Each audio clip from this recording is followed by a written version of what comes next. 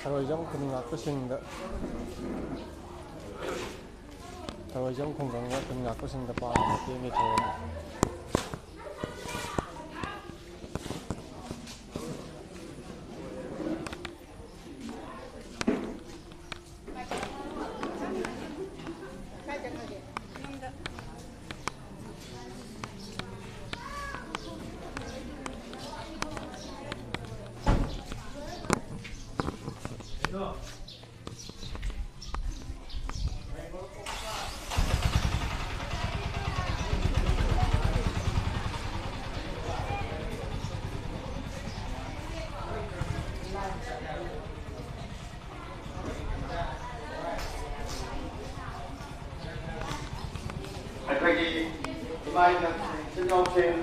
Yamna chamba program oidrini adubu yamna maroi ba program su oidrini aduna ai program si hawbagi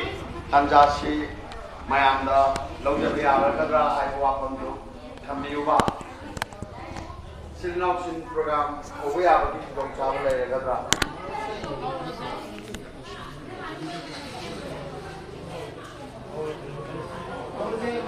Thawaijaw khungkang di kulnga kacinggi damak Thawaijaw mahariba piklaba khungkang hachake dadongna lawmi chinmi singna namna kundaba khungkang asigi adugumlaba praja singna ngasidi miyamda landam sigi oiba tonganba adugumba phirip ama utkadauri haukiba May tarik ahum 2023 nomajing numit torbung banglada kokina ko terrorist singna tamthiraba lan machat amagumna maite aikhoi yum sing mai thadokuna awaba nangan kiba numit adudagi hauraga chahi amaga makhai fajilaklaba Iram na Manipur sida lan ki chaitheng ama kokina ko terrorist singna akhoi da pirani Manipur ki mafam sinma thungmada lan ki chaitheng phangdaba khunggang yaude adugum laba khunggang ama sung shahar ki lairiba mafam sinma thungmada thengnarakiba kokina ko terrorist ki lan ki chaitheng asukki matik awaba oi maramaduna asigum laba chahi amaga makhai pharaklaba lan mama Sungloi mak loi jana laiba matamda lamdam kayada magi tongan ba phire wakhal kaya thokladuna ipuruba se mang khidana ba lamdam se mut khidana ba aikoi puna makna acho ba tongan ba magi lamdam gi oiba phire kaya launana ba honarake maramaduna ngasi September ki tarik 2024 Yai faraba asigum laba korong numit asida khunggang asibu koliba ibudo ibenda ko khunggang asigi chakheng nanglaba mama oi bisingna ithan unda chena thago najare loinana nasigi thoromasi haunana bagi ayabadu ahlamal class maya paibi punamattagi ayabasi laujaraga Mia punamak putarano okseri loinana Singjamay 360 Manipur gi adugum laba Renault Media House ni adugum laba Singjamay 360 Sinjalangderi bana tarano okseri loinana Pena Store thoidongna Manipur gi yamna dynamic adugum laba Renault Entrepreneurs matang chana to mahajake loinana thormasi haubraba matung mai katpa mai sukhatpa matang step by step lakchake tawbatabu ngasigi thormasigi mapungoiba thogai oidigadawriba landamasi khunga ngasigi pale mamana nungsina taibangda thawum tara na puraga taibang sapong jarak peksa duna chawraga makhoi marum thukani khaluba adubu isa singduna imalai ba kanmani hena maru oi khankiduna khul ngak pagi thang lo ra lei ri ba lamdam sigi adum laba nu siraba khul ngak pagi min tholda himalay ba ki thogai puri ba isa sing makhoi bo han koksin jage thoidona maming matha ma ge apok pa pokpi hangat charoi thoidona yam laba khungangi khul ngak pachingna iramda manipur gi achoba thang lo ra lei bi bani mathang mathang thokpiraktuna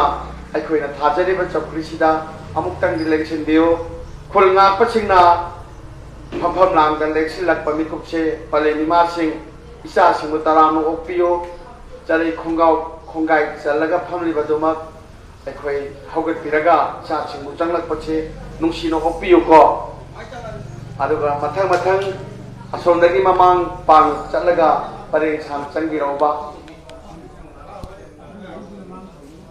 yam nungsi liu ko makhoi di paleng gi haina tungin jarakpa nungsi ra pai cha ngakane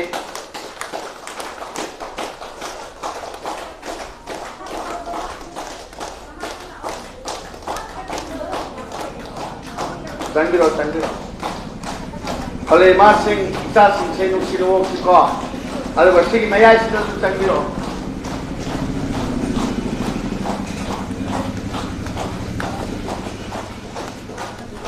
Maroi ba thomina mayai ta dum thambiro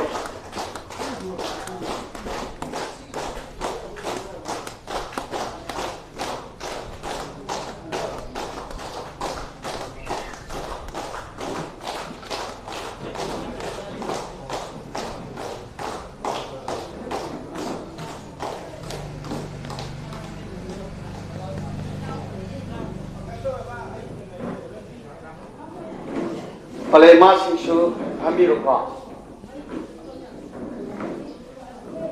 yam nungsi jaba mekup ama aikhoi oimina se yam nungsi raba mekup se haujana bagi yam nungsi raba aikhoi gi durba tara gum raba khulnga pasingna pham lang da leksin bikraba matungda ngasi gi thoromasi haudok chatringai lamdamasida pokjaba lamdamasida chaujaba adugumlaba maitai nongsa haina miyam ning tholpi khaba khulasigi khulngakpa aikhoi thokchom bejet amuktang koksinjana bagi tanja se lojege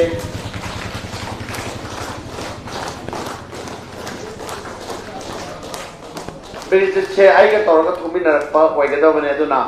horen bejet kaiga mathang step by changminarakpada mayamna akhoi leplaga mabusu taram no pio mamikup amatang di mayamna ngaibinaba akhoi hana hajari loinana pena store na mafam jiki mo sharma kavres tv gani loinana 360 na lai adugumba budget ki yumna changlaga budget ki masasi khatang suan baga ma ka punna thumina rakpagi adugumba mena ma mayam ki permission lojari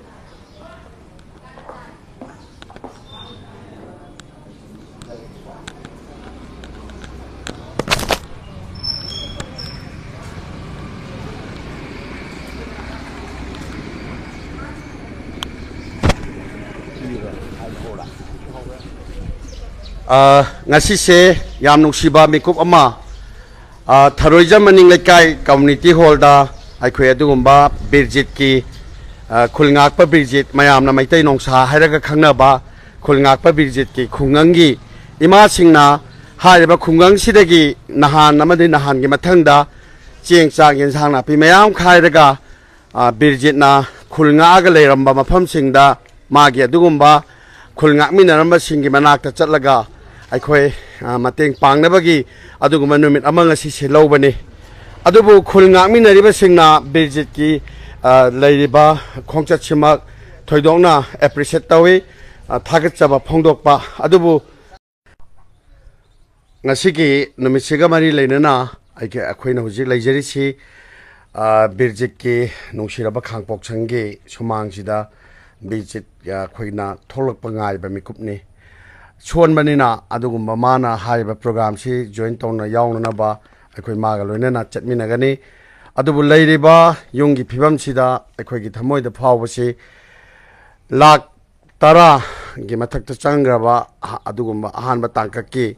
Operation Amasung Magi, treatment makha tana amuk magi major operation si tongnanaba lupa lakh 7-9 gi senpham ama pikliba machanupi aduga mama aduga lairiba nomagi apha aphangba suriba apokpana kadaidagi hariba senpham simak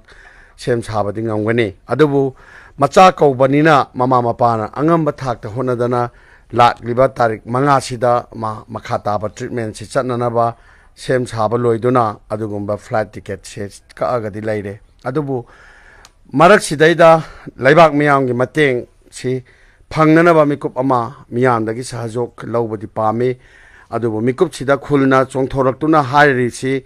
khungangi praja khoi leiri laibak miyam leiri ninghanaganu haibane aduna nga magi thamoi penaba magi pukning penanaba mana ngaklamba khulsingda ngasi se ma masamak yawba ngamagadi soidana satminagani khulsingduda ngahandagi khairak pacheng chak yansang napi ising maroi mapang mayam ama thinma chatminaba mikupsigi ngairaga leiriba miyoi singsigi manakta birjit amuktang thokminase yaragadi birjit ki kano kitang share tawbiraga hariba program gi thongal maktada laibanina akhoi join tawhanjage loinana maitai nungsani yamna kano kan thoraba smart oiraba adugumba isani ko aduna kitang share tawbiraga mayamna nungsibiyu ko birjet se ngamdrasu ngamdana phamungda khoigi lairibane dubu mikup sida ma ngasi program se attend tawdori birjet thoksla birjet khurunjari yam nungsika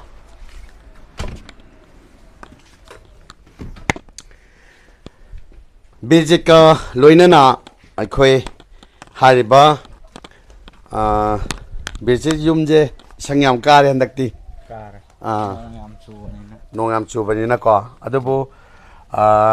yum adagi inkhol matamgi matungna adum namjar chani hajikti seng sengna nahak naba yade phadabasu yade layengdabasu yade adubu nangi narupna pija singna thongalda nangi ima singna nangse am nuksina ngairaga laye khungi ima singna yam nuksiko matang pangbasatugi numit asida nuksiye Yongi ito nakuma lemna nuksidra project mga amal so matang pambire masigi damata hari nga ito na tawag papuntok sari ato galuna na koje asongi ito masanambi mga aso sen kisita masigi sa president babangay dahana kharabange birjise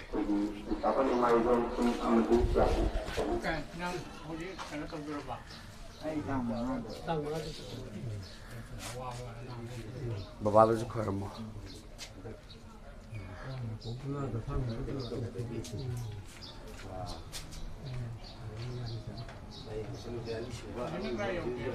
ibungo babalo kharamo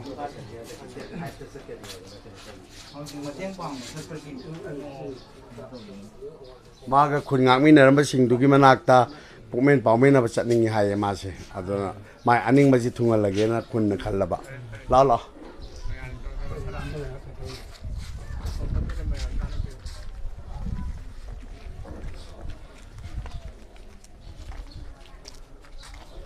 yam nuksidara ima mayamjina nangi taram nogoga nangi damakta chenga khairiba nangi damakta ga injang napi mayam khairiba adagi khulngak pa isinau singna nang lakpadaga pukning am nungsiye kasise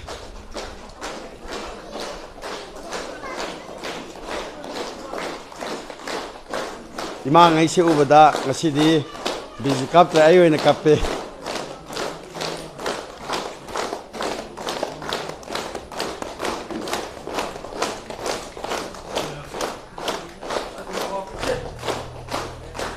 sumtang khelo da biji ki jaga amatang hangan diuba hamam sapim tang kusala jar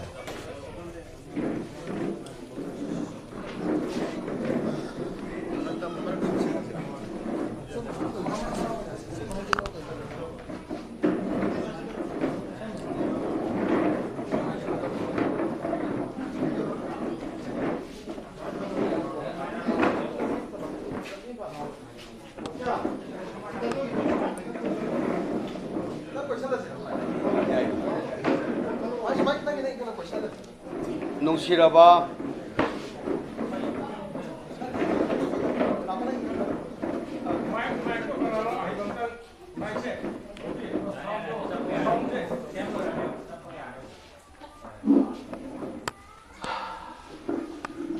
ꯅꯨꯡꯁꯤꯔꯕ ꯃꯤꯀꯨꯞꯁꯤꯒ ꯂꯣꯏꯅꯅ ꯉꯁꯤꯒꯤ ꯊꯧꯔꯝꯁꯤ ꯍꯧꯖꯅꯕꯒꯤ ꯑꯗꯨꯒꯨꯝꯕ ꯇꯥꯟꯖꯥ ꯂꯧꯖꯗꯨꯅ ꯊꯣꯏꯗꯣꯛꯅ ꯑꯩꯈꯣꯏꯒꯤ ꯃꯥꯡꯗ ꯈꯨꯜ ꯉꯥꯛꯄꯁꯤꯡꯅ ꯄꯔꯦꯡ ꯂꯦꯞꯂꯔꯕ ꯃꯤꯀꯨꯞ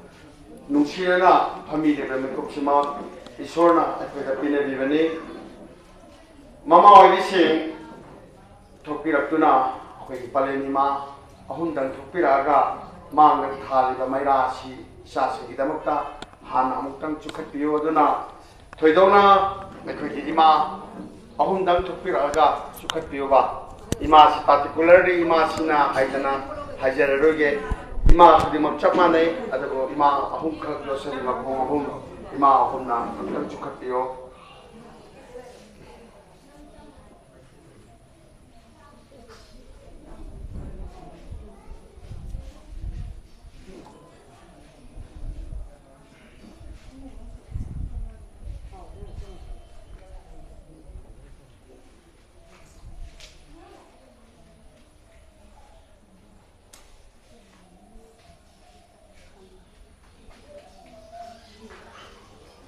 loinana maira si hek chu khat khibaga loinana phambi ba khudingmak makeup amamam tang lepkhatlaga dandam sibu ko leba ibodo event bu ithanung da chena thagor minasi loinana iramna manipur sida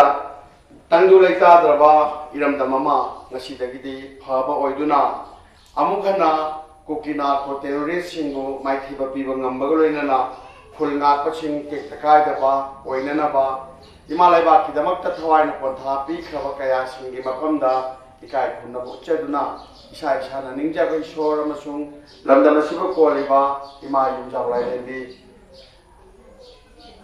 nauthin khong ipa ima ipa ni bu chena thawai minasi maya punama lai thurumba khawbi gani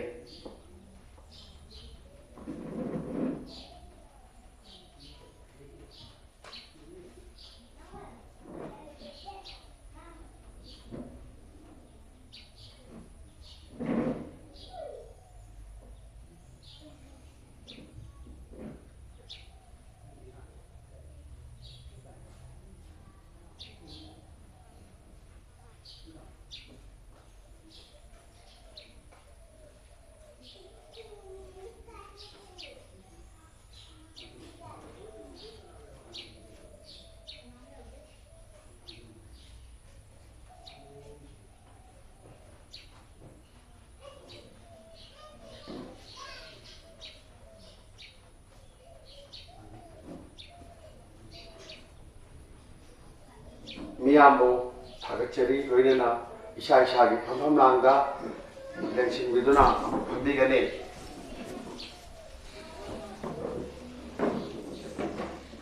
Lamda Masibu Koleba Ishwarbu Ithanum Chena Thagon Jakaba Batunda Nasiki Pantok Chariba Thoromasuma Gadimarangi Damaka Pantok Chariba no Haibadu Lebak Miam Mapanda Nasiki Live Ashibu Yang Biliba Ubiniba Kudimanta ꯑꯩꯈꯣꯏ ꯃꯤꯌꯥꯝꯒꯤ ꯃꯍꯨꯠ ꯁꯤꯜꯂꯒ ꯊꯝꯖꯔꯕꯗ ꯇꯁꯦꯡꯅ ꯀꯨꯀꯤꯅꯥ ꯀꯣ ꯇꯦꯔꯣꯔꯤꯁꯁꯤꯡꯅ ꯂꯝꯗꯝ ꯑꯁꯤꯗ ꯑꯣꯏꯍꯜꯂꯛꯂꯤꯕ ꯂꯥꯟꯒꯤ ꯆꯩꯊꯦꯡ ꯆꯍꯤ ꯑꯃꯒ ꯊꯥ 6 ꯐꯥꯖꯤꯜꯂꯛꯂꯕ ꯂꯥꯟꯐꯝ ꯑꯃꯅꯤ ꯃꯦꯒꯤ ꯇꯥꯔꯤꯛ 3 2023 ꯌꯨꯝꯁꯀꯩꯁ ꯅꯨꯃꯤꯠꯇ ꯇꯣꯔꯕꯨꯡ ꯕꯪꯒ꯭ꯂꯥꯗ ꯃꯩꯇꯩ ꯑꯩꯈꯣꯏꯒꯤ ꯌꯨꯝꯁꯤꯡ ꯀꯨꯀꯤꯅꯥ ꯀꯣ ꯇꯦꯔꯣꯔꯤꯁꯁꯤꯡꯅ ꯃꯩ ꯊꯥꯔꯒ ꯂꯥꯟꯁꯤ ꯍꯧꯔꯛꯈꯤꯕꯅꯤ ꯑꯗꯨꯒꯨꯝꯂꯕ ꯅꯨꯃꯤꯠ ꯑꯗꯨꯗ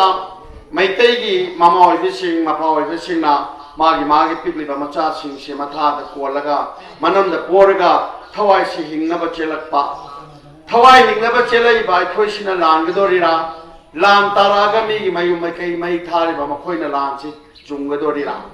The Singna, Sang Lavalan from Mamada, Jahiyamaga, Ta, Mangata, Chognaga, Pahibasima, Landam Sida Ladiva, Sashing, Kulngat Paching. Lan mi amoy na horokhi madinate maramaduna lan gi numit adudana isa singbo khulngak pa haidana laiga kaung ma khoida khulai pidana lan nga o lamdam se kallo haidana lisang sinna adugo man numit aduda मियामना Humna खुलंगापा हाइदना मागी युमदगी चिंथोक्तुना mama कयाना इसासिंबु लांगापा हाइदना खुलंगापा चलंखिबा चही अमगा था मंगा तरुक फारकलबा लंदम सिदा मतम सिदना खुलंगापा तकथोकनबा खुलंगापा मरान पिसिलगा खुलंगापा एक पानसिलगा अदुगुंबा FR अमा चंगनी हाइदना लालहौबगी लंबिरोम चिंसिनबा होनबिरगा मखोयदा अचौबा मरान अमा सिबिबदौना मखोयदा अकन मखल की रिएक्शन पीबा कोकिना को टेररिस्ट न फॉर्म थादरगा कॉमिंग न तपात तौबा तायोना थबक सिंग असिदि लंदम सिदा ओइरि तसेंगना खुदम ओइना हायबदा कौतुकता खुलना पसिंग तथोकलगा अदुगुमलबा कौतुक की प्रजा सिंगदा अदुगुम ड्रोन बॉम्बिंग चथरगा मौअमा लंदम सिगी ममा ओबियमा मननुम सिरबा मचागा काइना हल्ले असिगुमलबा मिकमिराव कोन थल्लबा लंदम अमा ओइरंदिबसिमा खारिबा लंदम सिदा थरोइजम खुंगंग सिदासु थोकलगोय हाइनिंगाय लेते मरमदुना खुलंगापा हाइबसि कनानो हाइरगदि खुलंगापा पले ममाना थौगुम तरा ना पुजरपा नुसिजखरबा इचाने वाना ना पुदना पोक्चरपा इचासि ई मतुंदगी चावनबा तरा चाइन तंदना चौमगा Tayang मिरोन तंदना हाइना हाइना तंबिरगा इचादु Mirik तिन्ननबा पिजे पिथक्तना like तमहंदना फजब फिरोन सेरुन चाहंदना Mirik तिलहलगा इचादुना चावलेतम फादना ममानबसिंग Mirik तिंदना सेगमायगा हायदना like तमजदना training चचदना तौजरम इचासिंगदो लानसिने कंसिलकलबनिना इचासा ना नवाले बाक्सि कल्लो हायदना ममांगैसिना इचांगैसिदा लानसि सेलगा लानना चलहंखिबा इचासिंग लंदमसिदा लानमी अमा ओइना हौरखिबा नते अदुगुंगसिदि लंदमसि कंदबा यादबनिना लानमी अमागुमना खुलंगागिबा मखोय सांगलबा चही अमगा था मंगा तरुक लानगागा लैबा हायबसिमा मखोय करी सारी करी थई करम लेली चिंगी चिंथक्तुदा मखोय करम खांगी हायबसे कनामतना खंगरगसु खुलगी ममा ओइबिसिंगि खंगे अदुना थरोइजम हाइबा खुंगंसिदा लैबा खुलंगापा थोइदोंना चिंथानिङाय ओय होंगनबा नायदना खुलंगापा थोरखरिबा लंदमसिगी खुलंगापसिना लौरिबा थौदांग सांगलबा लिसांग सिपा चही अमगा था मंगा तरुक चुपना लान नांगलगा लैरकपदा मखोयदा थेंगनरमदबा स्ट्रगल होरकपदगी हौना थरोइजमगी ममासिंगना मागी मचासिंगी खुलंगागी मफमसिंगदा चलगा अंगमंगम मचेंता हवाई चेवाई पांगनबा पिनबा अदुगुमना ngasi adugumba khulna pasingi manak chalaga mateng pangnabagi asama kari maramni damak tawrokeba kari maramni damak ngarang na hanai khoina tharoijam salam pasoida che chagin thana pikhai chalibono hairagadi khulna pasingi damakta mama khoina chang khuna leple haibado utnabagi thogang ado ngasi chasinda ukke haiduna ngasi thoromasi pakhok chabane maruaina khulna sida leiriba khulna pasing Kanan हेना थौदांग याबनो कनान हेना थौदांग यादबनो चक मानबा थौदांग हे अदुबकु थौदांग यारबा सिंदुगी मरक्ता थोइदोकना माना पुरुरिबा लांगी लांबंदा थेंगनरिबा लांगी लांफंगी अवाबा थोइदोकना अमना अमदगी चांग हेनबा नते अदुबकु लांग गांगमिनरिबा कया सिंदुगी मरक्ता यामना लांग थिबा लांग गापिबा थौदांग अदो तसेंग हुंदोकलगा अदुगुमलबा अनाबना मरम ओइदना लान गापगी थौदांगगी खरदन नाथैरक्लबा अदुगुंबा थोकचोम ब्रिजित अखोइगी इरक्तगसी यावे महां मसामक हौकिबा ममांगी थादा अदुगुंबा मपाल hospital अमदा मागी brain tumour सिना मरम ओइरगा मागी फर्स्ट फेज गी ओइना ब्रेनदा अदुगुंबा पाइपलाइन पीरगा मासे रिकवरी लाकनेनबा हान होनबा अदु मागी मेजर केस होइना लैरिबा ट्यूमर दो लौथोक्तबा यादबगी केस अमा लाकपना अनदर डॉक्टर न पिरकपा मतम सि हेंदोगसु मागी ट्रीटमेंट से चलनबगी पैसागी उपाय से लैतबा अदुबु पैसागी उपाय लैतबा मिकुत्ता पैसागी उपाय लैते हाइदुना निहननरगा लैबदि यादबनिना नोमगी मागी मतौ उरिबा खुलगी इमा सिंसिना मखोइना होंगनरगा खुलगी लेकाइगी थोंगान चलगा चेंग खाई पैसा खाई अदगी इंसान नापी खाई बदि तारकपा पैसा चेंग इंसान नापी दुने ngasi mayam mang de legasi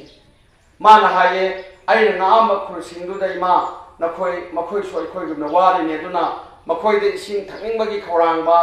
ꯀꯅꯥꯅꯁꯨ ꯃꯍꯨꯠ ꯁꯤꯟꯕ ꯌꯥꯗꯦ ꯍꯥꯏꯗꯅ ꯍꯥꯏꯕ ꯋꯥꯍꯩꯗꯨ ꯇꯥꯔꯒ ꯉꯁꯤꯃꯛ ꯑꯉꯝꯕ ꯏꯁꯤꯡ ꯀꯦꯁ 50 ꯆꯥꯝꯃ ꯑꯃ ꯆꯦꯡ ꯕꯦꯛ 9 10 ꯑꯩꯈꯣꯏ ꯊꯤꯟꯅꯅꯕ ꯍꯣꯠꯅꯖꯔꯤꯁꯤ ꯃꯁꯤ ꯇꯁꯦꯡꯅ ꯑꯍꯥꯟꯕ ꯇꯥꯡꯀꯛꯀꯤ ꯑꯗꯨꯒꯨꯝꯕ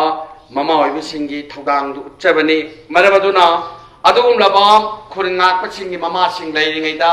ꯂꯝꯗꯝꯁꯤꯗ ꯂꯩꯔꯤꯕ ꯈꯨꯜ ꯉꯥꯛꯄ ꯑꯃꯠꯇ ꯃꯇꯨ ꯇꯨꯕꯨ ꯅꯥꯝꯃ ꯁꯣꯛꯄ ꯌꯥꯔꯣꯏ ꯍꯥꯏꯗꯅ ꯑꯩꯈꯣꯏ ꯍꯥꯏꯖꯅꯤꯡꯉꯤ ꯑꯗꯨꯅ ꯈꯨꯜ ꯉꯥꯛꯄꯁꯤꯡꯒꯤ ꯑꯆꯧꯕ ꯏꯅꯣꯠ ꯑꯃ ꯄꯤꯔꯤꯕ ꯊꯧꯔꯣꯖꯝꯒꯤ ꯃꯃꯥꯁꯤꯡꯁꯦ ꯑꯆꯝꯕ ꯃꯃꯥ ꯅꯠꯇꯦ ꯍꯥꯏꯕꯗꯨ ꯏꯆꯥꯁꯤꯡꯅ ꯉꯁꯤ ꯈꯪꯕꯤꯌꯨ ꯂꯣꯏꯅꯅ ꯈꯨꯜ ꯉꯥꯛꯄꯁꯤꯡꯒꯤ ꯃꯔꯛꯇ ꯑꯩꯈꯣꯏꯅ ꯁꯨꯝ ꯌꯥꯝꯅ ꯈꯪꯖꯕꯗ ꯑꯗꯨꯒꯨꯝꯕ ꯄꯣꯏꯔꯩꯒꯤ ꯏꯃꯥ ꯌꯥꯝ ꯅꯨꯡꯁꯤꯅ ꯅꯍꯥꯟꯗꯒꯤ ꯀꯣꯏꯆꯦꯟ ꯆꯦꯟꯗꯨꯅ ꯌꯥꯎꯏ ꯄꯣꯏꯔꯩꯒꯤ ꯍꯥꯏꯔꯤꯕ ꯈꯨꯜ ꯉꯥꯛꯄ ꯏꯆꯥꯁꯤꯃꯛꯁꯨ ꯑꯆꯧꯕ ꯊꯧꯒꯥꯏ ꯂꯧꯔꯒ ꯃꯁꯥꯒꯤ ꯃꯌꯨꯝꯗ ꯐꯥꯎꯕ ꯍꯜꯂꯛꯄ ꯌꯥꯕꯒꯤ ꯈꯨꯗꯣꯡꯆꯥꯕ ꯂꯩꯈꯤꯗꯕ ꯃꯤꯀꯨꯞ ꯀꯌా ꯑꯃ ꯂꯨꯍꯣꯡꯕꯗ ꯉꯥꯏꯔꯤꯕ ꯃꯥꯒꯤ ꯅꯨꯄꯤ ꯌꯨꯝꯗ ꯊꯅꯝꯂꯒ ꯈꯨꯜ ꯉꯥꯛꯄ ꯆꯠꯈꯤꯕ ꯍꯥꯏꯕꯁꯤꯃꯛ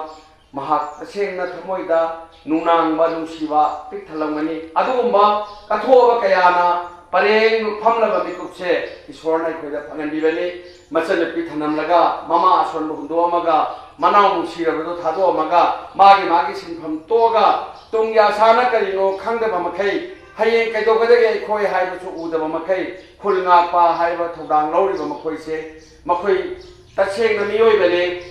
ꯑꯔꯥꯝ ꯈꯧꯔꯥꯡꯕ ꯐꯥꯎꯔꯝꯒꯅꯤ ꯅꯨꯡꯁꯤꯕ ꯀꯞꯅꯤꯡꯕ ꯐꯥꯎꯔꯝꯒꯅꯤ ꯑꯩꯈꯣꯏ ꯅꯨꯃꯤꯗꯥꯡ ꯇꯥꯔꯛꯄꯗ ꯏꯁꯥꯒꯤ ꯌꯨꯝꯗ ꯉꯥꯏꯍꯥꯛꯇꯪ ꯑꯣꯏꯔꯁꯨ ꯆꯥꯛ ꯆꯥꯛꯈꯨꯝ ꯑꯃ ꯆꯥꯔꯒ ꯀꯣꯛꯀ ꯃꯣꯟꯒ ꯇꯥꯏꯅꯔꯒ ꯇꯨꯝꯕ ꯃꯈꯣꯏꯅ ꯆꯤꯡꯒꯤ ꯆꯤꯡꯊꯛꯇꯨꯗ ꯑꯍꯤꯡ ꯃꯤꯀꯞ ꯊꯣꯛꯂꯛꯄꯗ ꯌꯨꯝ ꯑꯣꯏꯔꯝꯗ꯭ꯔꯕ ꯆꯤꯡꯒꯤ ꯅꯥꯔꯛꯇ ꯀꯨꯀꯤꯅ ꯀꯥꯞꯂꯛꯄ ꯅꯣꯡꯃꯩꯒꯤ ꯃꯥꯏꯑꯣꯟ ꯌꯦꯡꯂꯒ ꯈꯨꯜ ꯉꯥꯏꯕ ꯃꯈꯣꯏꯒꯤ ꯀꯨꯆꯨ ꯀꯨꯃꯦꯟꯁꯤ ꯃꯌꯥꯝ ꯌꯦꯡꯕꯤꯌꯣ ꯃꯨꯔꯕ ꯃꯥꯏꯊꯣꯡꯁꯤꯅ ꯅꯣꯡꯃꯇ ꯐꯥꯎꯕ ꯅꯨꯡꯁꯤꯅ ꯅꯣꯛꯄ ꯉꯝꯗ꯭ꯔꯕ ꯈꯨꯜ ꯉꯥꯛꯄꯁꯤꯡꯅ ꯉꯁꯤ ꯃꯅꯤꯄꯨꯔ ꯀꯟꯅꯕꯒꯤꯗꯃꯛꯇ ꯂꯧꯔꯛꯂꯤꯕ ꯐꯤꯔꯦꯞꯁꯤ ꯑꯩꯈꯣꯏ ꯈꯨꯗꯤꯡꯃꯛ ꯇꯨꯖꯨꯡꯕ ꯐꯥꯎꯕꯒ ꯂꯣꯏꯅꯅ ꯃꯈꯣꯏꯗ ꯌꯥꯝꯅ ꯅꯨꯡꯁꯤꯅ ꯑꯥꯁꯤꯔꯕꯥꯗ ꯇꯧꯃꯤꯟꯅꯒꯗꯕ ꯅꯨꯃꯤꯠ ꯑꯃ ꯑꯣꯏ ꯅꯈꯣꯏ ꯁꯤꯒꯗꯕꯒꯤ ꯁꯔꯨꯛꯄꯨꯗꯤ ꯃꯃꯥ ꯑꯩꯈꯣꯏ ꯁꯤꯒꯅꯤ ꯍꯥꯏꯗꯅ ꯆꯣꯡꯊꯣꯛꯄ ꯃꯤꯀꯨꯞ ꯑꯃ ꯊꯧꯔꯣꯏꯖꯝꯅ ꯎꯠꯄꯁꯦ ꯑꯁꯤꯃꯗꯤ ꯀꯜꯂꯛꯆꯩꯌꯦ ꯑꯗꯨꯅ ꯂꯩꯔꯤꯕ ꯏꯆꯥꯁꯤꯡ ꯅꯆꯟꯒꯤ ꯅꯨꯡꯁꯤꯕ ꯏꯃꯥꯒꯤ ꯅꯨꯡꯁꯤꯕ ꯏꯆꯥꯒꯤ ꯅꯨꯡꯁꯤꯕ ꯏꯅꯥꯎꯅꯨꯄꯥꯒꯤ ꯅꯨꯡꯁꯤꯕ ꯏꯃꯨꯡ ꯃꯅꯨꯡꯒꯤ ꯅꯨꯡꯁꯤꯕ ꯄꯨꯝꯅꯃꯛ ꯇꯨꯡꯑꯣꯏꯅꯔꯕ ꯅꯈꯣꯏꯅ ꯃꯇꯝ ꯆꯨꯞꯄꯒꯤ ꯑꯣꯏꯅ ꯈꯟꯒꯗꯕꯁꯦ ꯏꯃꯥ ꯂꯩꯕꯥꯛ ꯏꯔꯝꯗꯝ ꯄꯂꯦꯝ ꯏꯃꯥꯅ ꯂꯨꯝꯕꯔꯥ ꯃꯥꯂꯦꯝ ꯏꯃꯥꯅ ꯃꯔꯨꯝꯅꯤ ꯍꯥꯏꯕ ꯋꯥꯐꯝꯁꯦ ꯑꯗꯨꯃꯛ ꯀꯥꯎꯒꯅꯨ ꯑꯗꯨꯕꯨ ꯉꯁꯤ ꯃꯤꯀꯨꯞꯁꯤꯗ ꯅꯈꯣꯏꯗ ꯏꯃꯥꯁꯤꯡꯅ ꯄꯤꯒꯗꯕ ꯄꯣꯠꯂꯝ 2 3ꯈꯛ ꯌꯥꯎꯏ ꯄꯣꯠꯂꯝ 3ꯁꯦ ꯃꯁꯤꯅꯤ ꯅꯈꯣꯏꯅ ꯌꯥꯝꯅ ꯆꯦꯛꯁꯤꯟꯅ ꯂꯧꯒꯗꯕꯁꯦ ꯃꯔꯝ ꯑꯗꯨꯅ ꯍꯥꯏꯔꯤꯕ ꯄꯣꯠꯂꯝꯁꯦ ꯅꯁꯥꯗ ꯂꯣꯏꯅꯈꯤꯕ ꯃꯇꯝꯗ ꯌꯦꯛꯅꯕꯅꯁꯨ ꯃꯥꯏꯊꯤꯕ ꯄꯤꯕ ꯉꯝꯃꯣꯏ ꯅꯈꯣꯏꯅ ꯇꯧꯔꯨꯕ ꯊꯕꯛꯇꯁꯨ ꯍꯦꯟꯅ ꯃꯥꯏ ꯄꯥꯛꯄ ꯑꯣꯏꯒꯅꯤ ꯍꯥꯏꯕ ꯋꯥꯔꯣꯜ ꯑꯁꯤ ꯃꯃꯥꯁꯤꯡꯒꯤ ꯃꯍꯨꯠ ꯁꯤꯜꯂꯒ ꯑꯩꯅ ꯇꯝꯖꯕꯅꯤ ꯃꯔꯝ ꯑꯗꯨꯅ ꯃꯈꯥ ꯆꯠꯊꯔꯛꯄ ꯁꯔꯨꯛꯁꯤ ꯊꯣꯏꯗꯣꯛꯅ ꯃꯃꯥ ꯑꯣꯏꯕꯤꯁꯤꯡꯅ ꯃꯆꯥꯁꯤꯡꯗ ꯇꯝꯖꯕ ꯂꯦꯡꯌꯥꯟꯒꯤ ꯈꯨꯗꯣꯜꯁꯤ ꯑꯩꯈꯣꯏ ꯄꯔꯦꯡ ꯁꯥꯟꯅ ꯂꯦꯞꯂꯒ ꯑꯩꯈꯣꯏ ꯇꯝꯃꯛꯄ ꯃꯇꯝꯗ खितंग चरांगनबा ओइगद्रा नत्रगना 1 by 1 लेंयान से पीसिरा 1 by 1 तौरगा लेंयान अमदी लंग अमदी कैथेल नामोक अहुम से पीगदोरिने अहान बदा लेंयान पीगदोरिबा लेंयान सिमक नखोइगी नावकन फी हाइबसिमा थोइदोकना येंगनाबना ब्रजल सिंग चंगमगमद्रबा नावकन फी हाइबदो अदुनि खनगदोरने अनिसुबदा पीगदोरिबा कुही कुमलंग हाइबलंग सिमक मैतेगी यामना नुसिरबा लाइ हाक्तगी साबोनरक्लबा लंग ओइगदोरिने हारिबा लंग असे सरवनाहा पाखंगमना अदुगुमलबा तु खोंग तेंगुरबा मतुंगदा मैतै पालमुना पिरक्पा तरे सिंजा तरे तो पूरगा मैदिगु सना के थेलदा मान कारगा हारिबा कोलम सिलैबदा पिरक्पा कोनसबी इमाना पीबा कुही कुमलंग आबे लंग सिबी हारिबा लंग असिना इसादा लोइना पिबा मतंदा येगनाबा अमदि साकै खुजिंगमंगना इसादा सोकपा पनबा लैरोय हाइबा लाइगे दुगुम्बा कुही कुमलंग लंग अदुनि हारिबा लंग असिगा लोइनाना पीगदौरिबा अखोइगी कैथेल नामोक ममाना कैथेलदगी हलक्पदा पुरक्पा नामोक चारिबा मचा अमता लमजा सारा ओइगे हाय अदुना हारिबा कैथेल नामोक सिगा लोइनाना नखोइदा अममम तंगोइना पीबगी खुदोंग चाबसी मथंग मथंग थोकपदा यामना चम चहिंगनगद्रा अदुमक मथंग मथंग पीसिरा इमासिगी मोट अमता पीबिरौबा ꯑꯗꯨꯗꯤ ꯑꯩꯅ ꯄꯤꯕ ꯃꯇꯝꯗ ꯄꯂꯦꯝ ꯏꯃꯥꯁꯦ ꯈꯔ ꯃꯈꯩ ꯃꯣꯏꯒꯤ ꯃꯁꯤꯡ ꯁꯨꯅ ꯁꯨꯝ ꯊꯣꯔꯥ ꯄꯤꯍꯟꯅꯤꯡꯕ ꯑꯍꯥꯟꯕꯗ ꯑꯩꯈꯣꯏꯒꯤ ꯑꯍꯜ ꯏꯕꯨꯡꯉꯣꯗꯒꯤ ꯑꯗꯨꯝ ꯍꯧꯖꯔꯒꯦ ꯊꯣꯛꯆꯣꯝ ꯀꯨꯃꯥꯔ ꯈꯨꯜ ꯉꯥꯛꯄ ꯑꯃꯒꯤ ꯑꯗꯨꯒꯨꯝꯕ ꯑꯆꯧꯕ ꯊꯧꯒꯥꯏꯗꯤ ꯄꯨꯔꯒ ꯂꯩ ꯑꯗꯨꯕꯨ ꯉꯁꯤꯒꯤ ꯄ꯭ꯔꯣꯇꯣꯀꯣꯜꯗꯒꯤꯗꯤ ꯈꯤꯇꯪ ꯇꯣꯉꯥꯜꯂꯒ ꯅꯥꯊꯩꯔꯒ ꯂꯩꯔꯦ ꯑꯩꯈꯣꯏ ꯑꯣꯖꯥꯗꯒꯤ ꯍꯧꯕ ꯌꯥꯗꯣꯏꯔꯥ ꯃꯤ ꯑꯝꯇ ꯍꯥꯏꯕꯤꯌꯨꯕ ꯁꯨꯃꯟꯇ ꯊꯔꯣꯏꯖꯝ ꯊꯣꯏꯗꯣꯛꯅ ꯃꯃꯥꯡꯗ ꯊꯣꯛꯄꯤꯔꯒ ꯃꯩꯔꯥꯁꯤꯒꯤ ꯃꯅꯥꯛꯇ ꯑꯃꯨꯛꯇꯪ ꯆꯪꯕꯤꯌꯣ ꯌꯥꯜꯂꯤꯕ ꯕꯦꯒꯇꯣ ꯂꯧꯊꯣꯛꯄꯤꯔꯝꯅꯕ ꯍꯪꯒꯠꯆꯒꯦ ꯁꯨꯃꯟꯇ ꯊꯣꯏꯗꯣꯛꯅ ꯏꯃꯨꯡ ꯃꯅꯨꯡꯒꯤ ꯑꯗꯨꯒꯨꯝꯂꯕ ꯏꯃꯥ ꯏꯄꯥꯒꯤ ꯌꯥꯝꯅ ꯅꯨꯡꯁꯤꯔꯕ ꯏꯆꯥ ꯑꯣꯏꯔꯒꯁꯨ ꯈꯨꯜ ꯉꯥꯛꯄ ꯍꯥꯏꯕꯁꯤꯅ ꯍꯦꯟꯅ ꯆꯥꯎꯕ ꯊꯧꯗꯥꯡꯅꯤ ꯈꯟꯈꯤꯗꯨꯅ ꯉꯁꯤꯗꯒꯤ ꯍꯧꯅ ꯏꯃꯥ ꯂꯩꯕꯥꯛꯀꯤ ꯑꯆꯧꯕ ꯊꯧꯒꯥꯏꯁꯤꯡ ꯄꯨꯔꯒꯅꯤ ꯍꯥꯏꯕ ꯐꯤꯔꯦꯞ ꯑꯁꯤꯒ ꯂꯣꯏꯅꯅ ꯍꯥꯏꯔꯤꯕ ꯏꯃꯥ ꯏꯆꯥꯁꯤꯡꯅ ꯁꯤꯒꯤ ꯀꯩꯅꯣꯈꯩꯁꯦ ꯑꯝꯇꯪ ꯄꯥꯏꯕꯤꯔꯣ ꯑꯍꯥꯟꯕꯁꯦ ꯑꯩꯕꯨ ꯄꯣꯛꯄꯤ ꯄꯂꯦꯝ ꯏꯃꯥꯅ ꯍꯥꯟꯅ ꯄꯤꯕꯤꯌꯨꯕ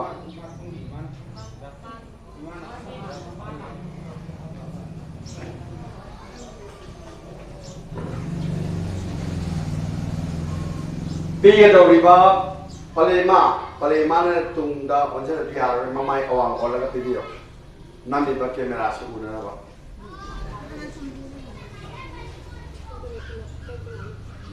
ꯐꯖꯅ ꯀꯩꯅꯣ ꯇꯧꯗꯦꯅꯣ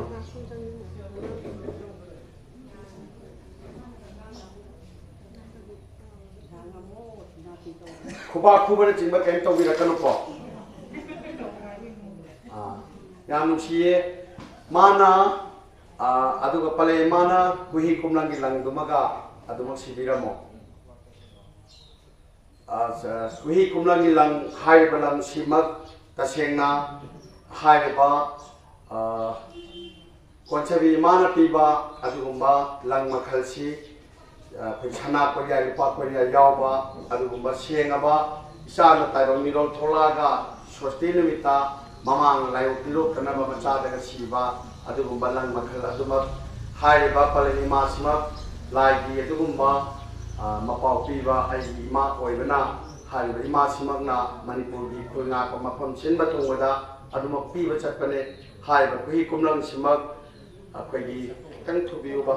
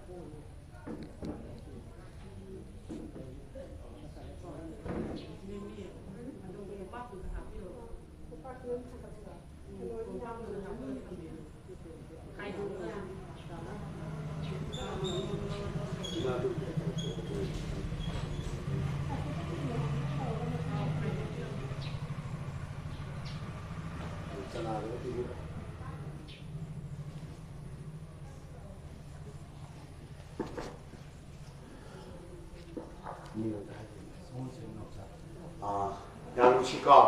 ꯄꯂꯦꯝꯃꯥꯅ ꯑꯩꯈꯣꯏꯒꯤ ꯑꯗꯨꯒꯨꯝꯕ ꯅꯥꯎꯀꯟ ꯐꯤ ꯄꯤꯔꯦ ꯀꯨꯍꯤ ꯀꯨꯝꯂꯪ ꯄꯤꯔꯦ ꯀꯩꯊꯦꯜ ꯉꯥꯃꯣꯛ ꯄꯤꯔꯦ ꯑꯗꯨꯕꯨ ꯅꯪ ꯄꯂꯦꯝ ꯏꯃꯥꯗ ꯑꯝꯇꯪ ꯈꯣꯏꯔꯝꯃꯝꯃꯣ ꯉꯁꯤꯗꯒꯤꯗꯤ ꯅꯍꯥꯛ ꯈꯨꯜ ꯉꯥꯛꯄ ꯑꯃ ꯑꯣꯏꯅ ꯑꯆꯧꯕ ꯊꯧꯒꯥꯏ ꯄꯨꯗꯨꯅ ꯏꯃꯥ ꯂꯩꯕꯥꯛꯄꯨ ꯀꯟꯕ ꯉꯝꯕ ꯑꯣꯏꯌꯣ ꯃꯊꯪꯗ ꯁꯒꯣꯜꯁꯦꯟ ꯅꯥꯎꯆꯥ ꯊꯣꯛꯄꯤꯔꯛꯑꯣ ꯃꯊꯪꯒꯤ ꯄꯂꯦꯝ ꯏꯃꯥ ꯑꯃꯅ ꯑꯃꯨꯛ ꯄꯤꯕꯤꯔꯣ ꯋꯥꯟ ꯕꯥꯏ ꯋꯥꯟ ꯑꯗꯨ ꯐꯝꯕꯤꯗꯨꯗꯒꯤ ꯑꯗꯨꯝ ꯄꯤꯕꯤꯔꯛꯑꯣ ꯍꯧꯒꯠꯂꯒ ꯌꯥꯏꯌꯦ ꯃꯃꯥ ꯑꯁꯦꯡꯕ ꯌꯥꯎꯕ ꯌꯥꯏ ꯑꯣꯔ ꯌꯥꯎꯗꯕ ꯌꯥꯏ ꯀꯔꯤꯝ ꯀꯥꯏꯗꯦ ꯌꯥꯎꯔꯒꯕꯨꯗꯤ ꯌꯥꯝ ꯐꯔꯦꯀꯣ ꯏꯆꯥꯒꯤ ꯃꯐꯝꯗ ꯄꯂꯦꯝ ꯃꯃꯥꯅ ꯄꯤꯔꯤꯕ ꯅꯥꯎꯀꯟ ꯐꯤꯁꯤꯃꯛꯅ ꯑꯗꯨꯒꯨꯝꯕ ꯈꯨꯜ ꯉꯥꯛꯄ ꯆꯠꯄ ꯃꯇꯝꯗ ꯌꯦꯛꯅꯕꯅ ꯅꯉꯣꯟꯗ ꯕ꯭ꯔꯖ ꯁꯤꯡꯁꯪ ꯆꯪꯗꯕ ꯉꯝꯕ ꯑꯗꯨꯒꯨꯝꯕ ꯃꯤꯀꯨꯞ ꯑꯃ ꯑꯣꯏꯔꯣ ꯍꯥꯏꯗꯨꯅ ꯄꯂꯦꯝ ꯃꯃꯥꯅ ꯄꯤꯕ นาเป็นฟีเน่ด้วยนั่นนะเลยรีบาคุยกุมลังจิงทบไปหรอมาสร้างจิงทบหรอมาตัวเลยจะไปจริงอ่ะ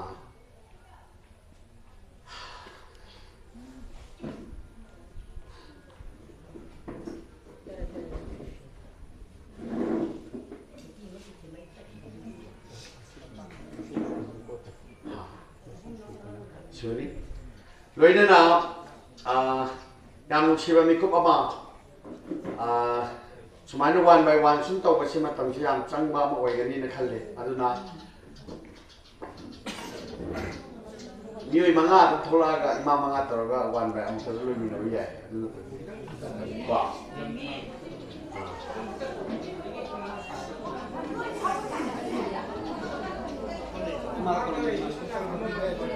natraga na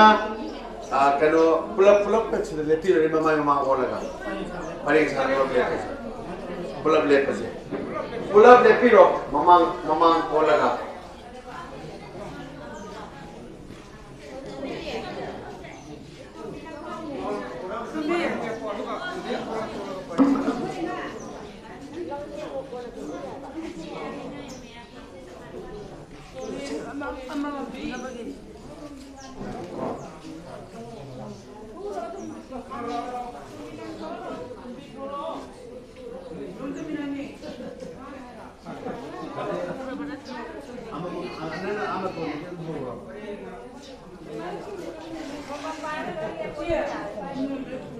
Aman amat wala dun lang.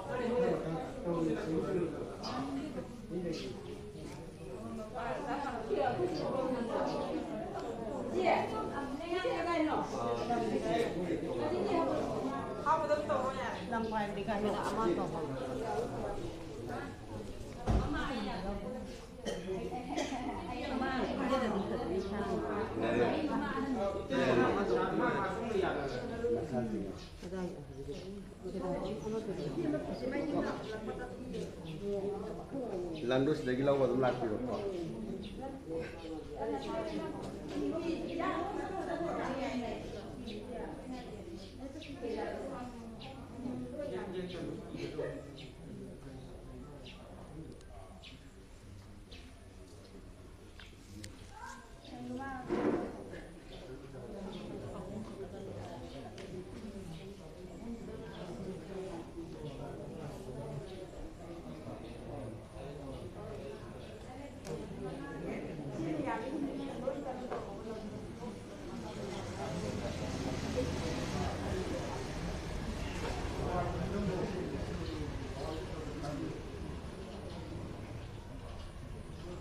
Aduh, mama lagi tu nggak pakai yang sana cepat kan ya, pun bagi saya yang cepat ya,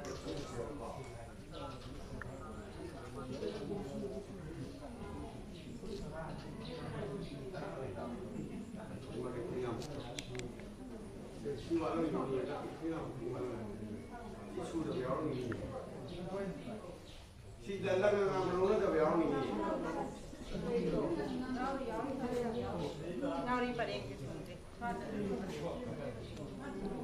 Lang belum ada biar ni. Jauh ke sini kita haji lupa. Ada lima ini kalau kita kami semua.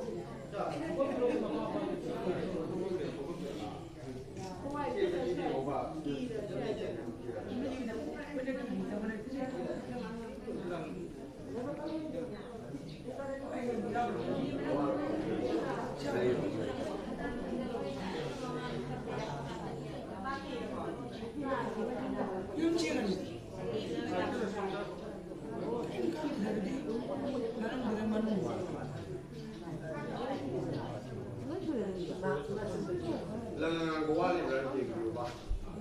Ini lang mesin trate kata dia trate tu bisa gawali.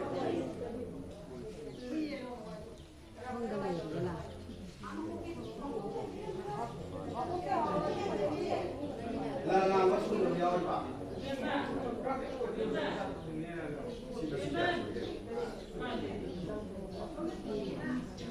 Ada gini, lang kenal berapa?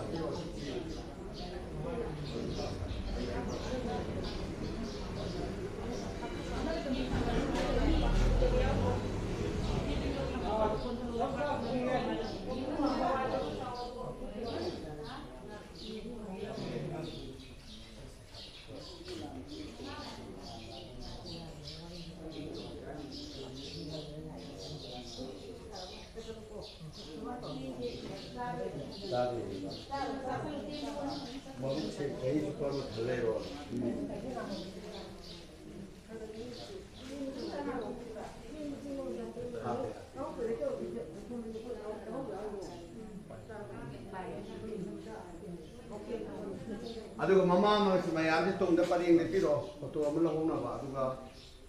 kisi matang leida akhoi hona ba tanga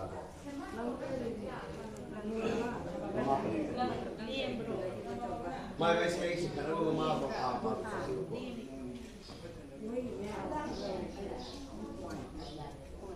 mama si ji tong da paring ne piro mai cái lầu rồi người ta nào mai cái lầu rồi người ta nào ta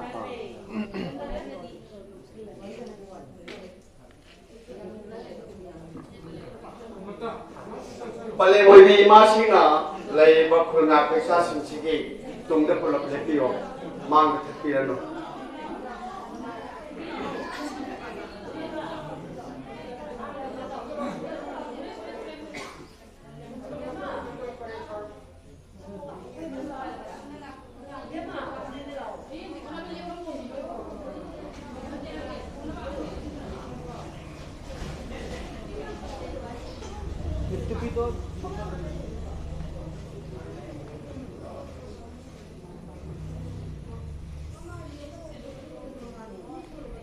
Operin ni koso tu pelap dia piro kesukai. Sebenarnya raga tu berapa pari sahaja piro ni tu kesukai rumah.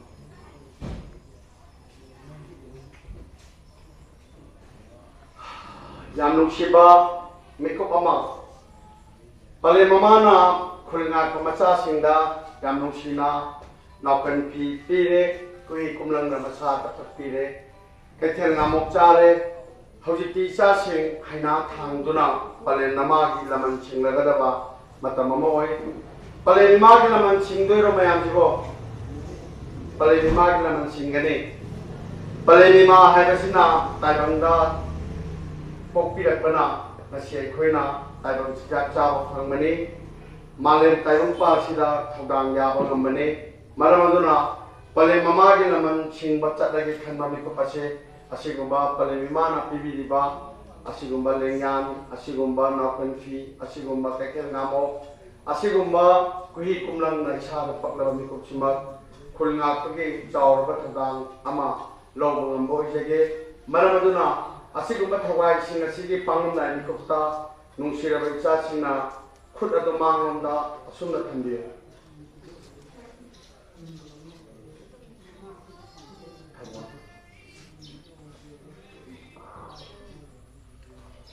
Kumira kadang ni ka.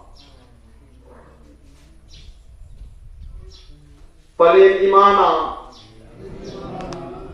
Taibang da sapong lagnay. Macay hako. Thabung tara na purak pa. Taibang chain tambirak pa. Palin dilaman singba. Imalay ba kukan mana. Ithog dang koy lagi. Ngasi ko ko numit tagi Himalay ba iramdam Manipur sige ngangkhay gi paring yeto matol da papa uful marik amat ta phawa mitok nian chana lobi aroy philip asiga loina iramdam masibu ko leba ibado event lo ko sagon jaduna cek na thagon jaraga sari pandom lom jari Himalay ba kanba chawr ba thudang si ikok thakta hapjare ngam na matang thoklaga yai bi thawai mangama mega thaga taruma malen imagi matam bakta sinabamak oisano palen ima bu saki thanjari ibro pakhang bana yai phathauda lan kubirasano hanana punem jari chakmanana khutani mak malen lekta raga khuramdio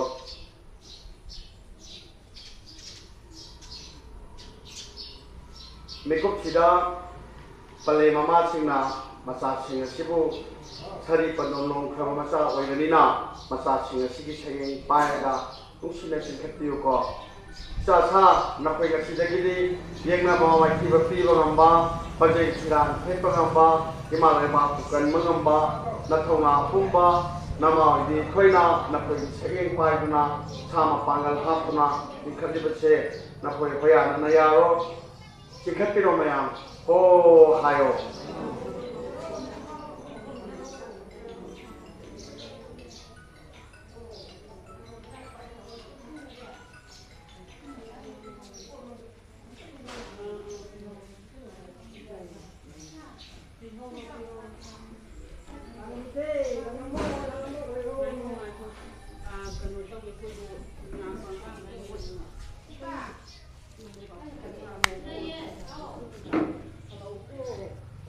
ꯑꯁꯤꯒꯨꯝꯕ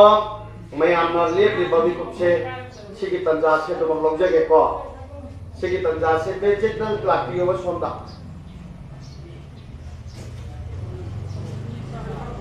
ꯃꯩꯔꯥ ꯃꯅꯥꯛꯇ ꯂꯩꯕꯤꯌꯣ ꯑꯗꯨ ꯃꯌꯥꯝꯒꯤ ꯃꯤꯀꯨꯞꯇ ꯏꯅꯔꯖꯤꯀꯣ ꯂꯦꯞꯄꯤꯔꯣ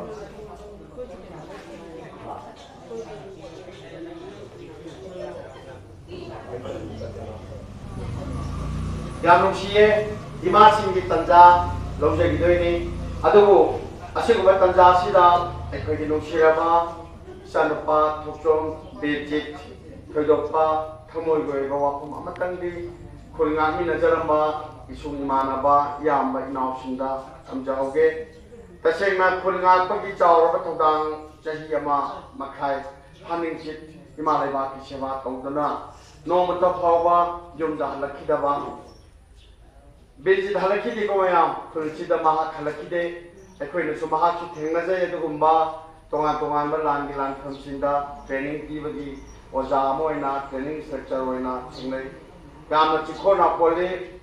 तोगे खन्ना थबकता निगह नखी दे मागी थौना दुमगना मान सेंगु चरकपा अदु गुम्बा खुलंगा पकया ngasi ngasi mak lamban kaya yusin pure वइना थौगा यारगले अदुबो ꯈꯨꯜꯉꯥꯛꯄ ꯕꯤꯔꯖꯤꯠ ꯉꯁꯤꯗꯤ ꯈꯨꯜꯉꯥꯛꯄꯗꯒꯤ ꯌꯨꯝꯗ ꯍꯜꯂꯛꯂꯒ ꯀꯔꯤꯒꯤ ꯂꯩꯔꯤꯕ ꯁꯤꯒꯤ ꯃꯇꯥꯡꯗꯅꯤ ꯑꯩꯈꯣꯏ ꯈꯨꯗꯤꯡꯃꯛꯅ ꯊꯃꯣꯏ ꯁꯦꯒꯥꯏꯔꯤꯕ ꯇꯁꯦꯡꯅ ꯕꯤꯔꯖꯤꯠꯅ ꯈꯨꯜꯉꯥꯛꯂꯤꯉꯩ ꯃꯇꯝꯗ ꯃꯥꯒꯤ ꯃꯃꯥꯅ ꯏꯃꯥꯒꯤ ꯏꯕꯨꯡꯉꯣ ꯏꯃꯥꯒ ꯆꯥꯛ ꯆꯥꯃꯤꯟꯅꯗꯕ ꯀꯨꯏꯔꯦ ꯅꯪ ꯉꯁꯤꯗꯤ ꯆꯠꯈ꯭ꯔꯅꯨ ꯍꯥꯏꯕꯗ ꯏꯃꯥ ꯌꯥꯔꯣꯏꯌꯦ ꯂꯥꯟꯕꯟꯗ ꯑꯩꯕꯨ ꯉꯥꯏꯍꯧꯔꯤꯌꯦ ꯍꯥꯏꯗꯨꯅ ꯃꯃꯥꯅ ꯍꯥꯏꯕ ꯃꯥ ꯋꯥ ꯇꯥꯈꯤꯗꯦ ꯃꯄꯥꯅ ꯏꯄꯥ ꯏꯕꯨꯡꯉꯣ ꯍꯥꯏꯗꯨꯅ ꯅꯪ ꯅꯊꯟ ꯌꯥꯎꯕꯅꯤ ꯅꯪ ꯆꯠꯈꯤꯅꯨꯕ ꯍꯥꯏꯗꯨꯅ ꯍꯥꯏꯕꯁꯨ ꯌꯥꯈꯤꯗꯦ ꯃꯥ ꯈꯨꯜ ꯉꯥꯛꯄꯅꯤ ꯍꯥꯏꯗꯨꯅ ꯑꯗꯨꯝ ꯆꯠꯈꯤ ꯃꯆꯟꯅꯨꯄꯤ ꯄꯤꯛꯂꯤꯕ ꯑꯅꯤꯗꯨ ꯌꯥꯝ ꯅꯨꯡꯁꯤꯀꯣ ꯃꯥꯒꯤ ꯃꯆꯟꯅꯨꯄꯤ ꯑꯅꯤꯗꯨꯅ ꯗꯗꯥ ꯍꯥꯏꯗꯨꯅ ꯐꯤꯖꯤ ꯌꯥꯟꯕꯗꯣ ꯃꯥꯅ ꯅꯨꯡꯁꯤ ꯍꯩꯇꯅ ꯀꯟꯊꯠꯂꯝꯃꯦ ꯕꯦꯝꯃ ꯑꯩꯅ ꯆꯠꯂꯤꯁꯦ ꯅꯪꯒꯤ ꯍꯌꯦꯡ ꯅꯈꯣꯏꯅ ꯃꯤꯅꯥꯏꯒꯨꯝꯅ ꯍꯤꯡꯒꯗꯕꯅꯦ ꯍꯥꯏꯗꯨꯅ ꯑꯗꯨꯒꯨꯝꯕ ꯕꯤꯔꯖꯤꯠꯅ ꯃꯆꯟꯅꯨꯄꯤ ꯅꯨꯡꯁꯤꯔꯕ ꯑꯅꯤꯗꯨꯕꯨ ꯇꯨꯡꯑꯣꯏꯅꯔꯒ ꯈꯨꯜ ꯉꯥꯛꯄꯅꯤ ꯍꯥꯏꯗꯅ ꯑꯗꯨꯝ ꯆꯠꯈꯤ ꯁꯥꯡꯂꯕ ꯊꯧꯒꯥꯏ ꯀꯌꯥ ꯄꯨꯔꯒ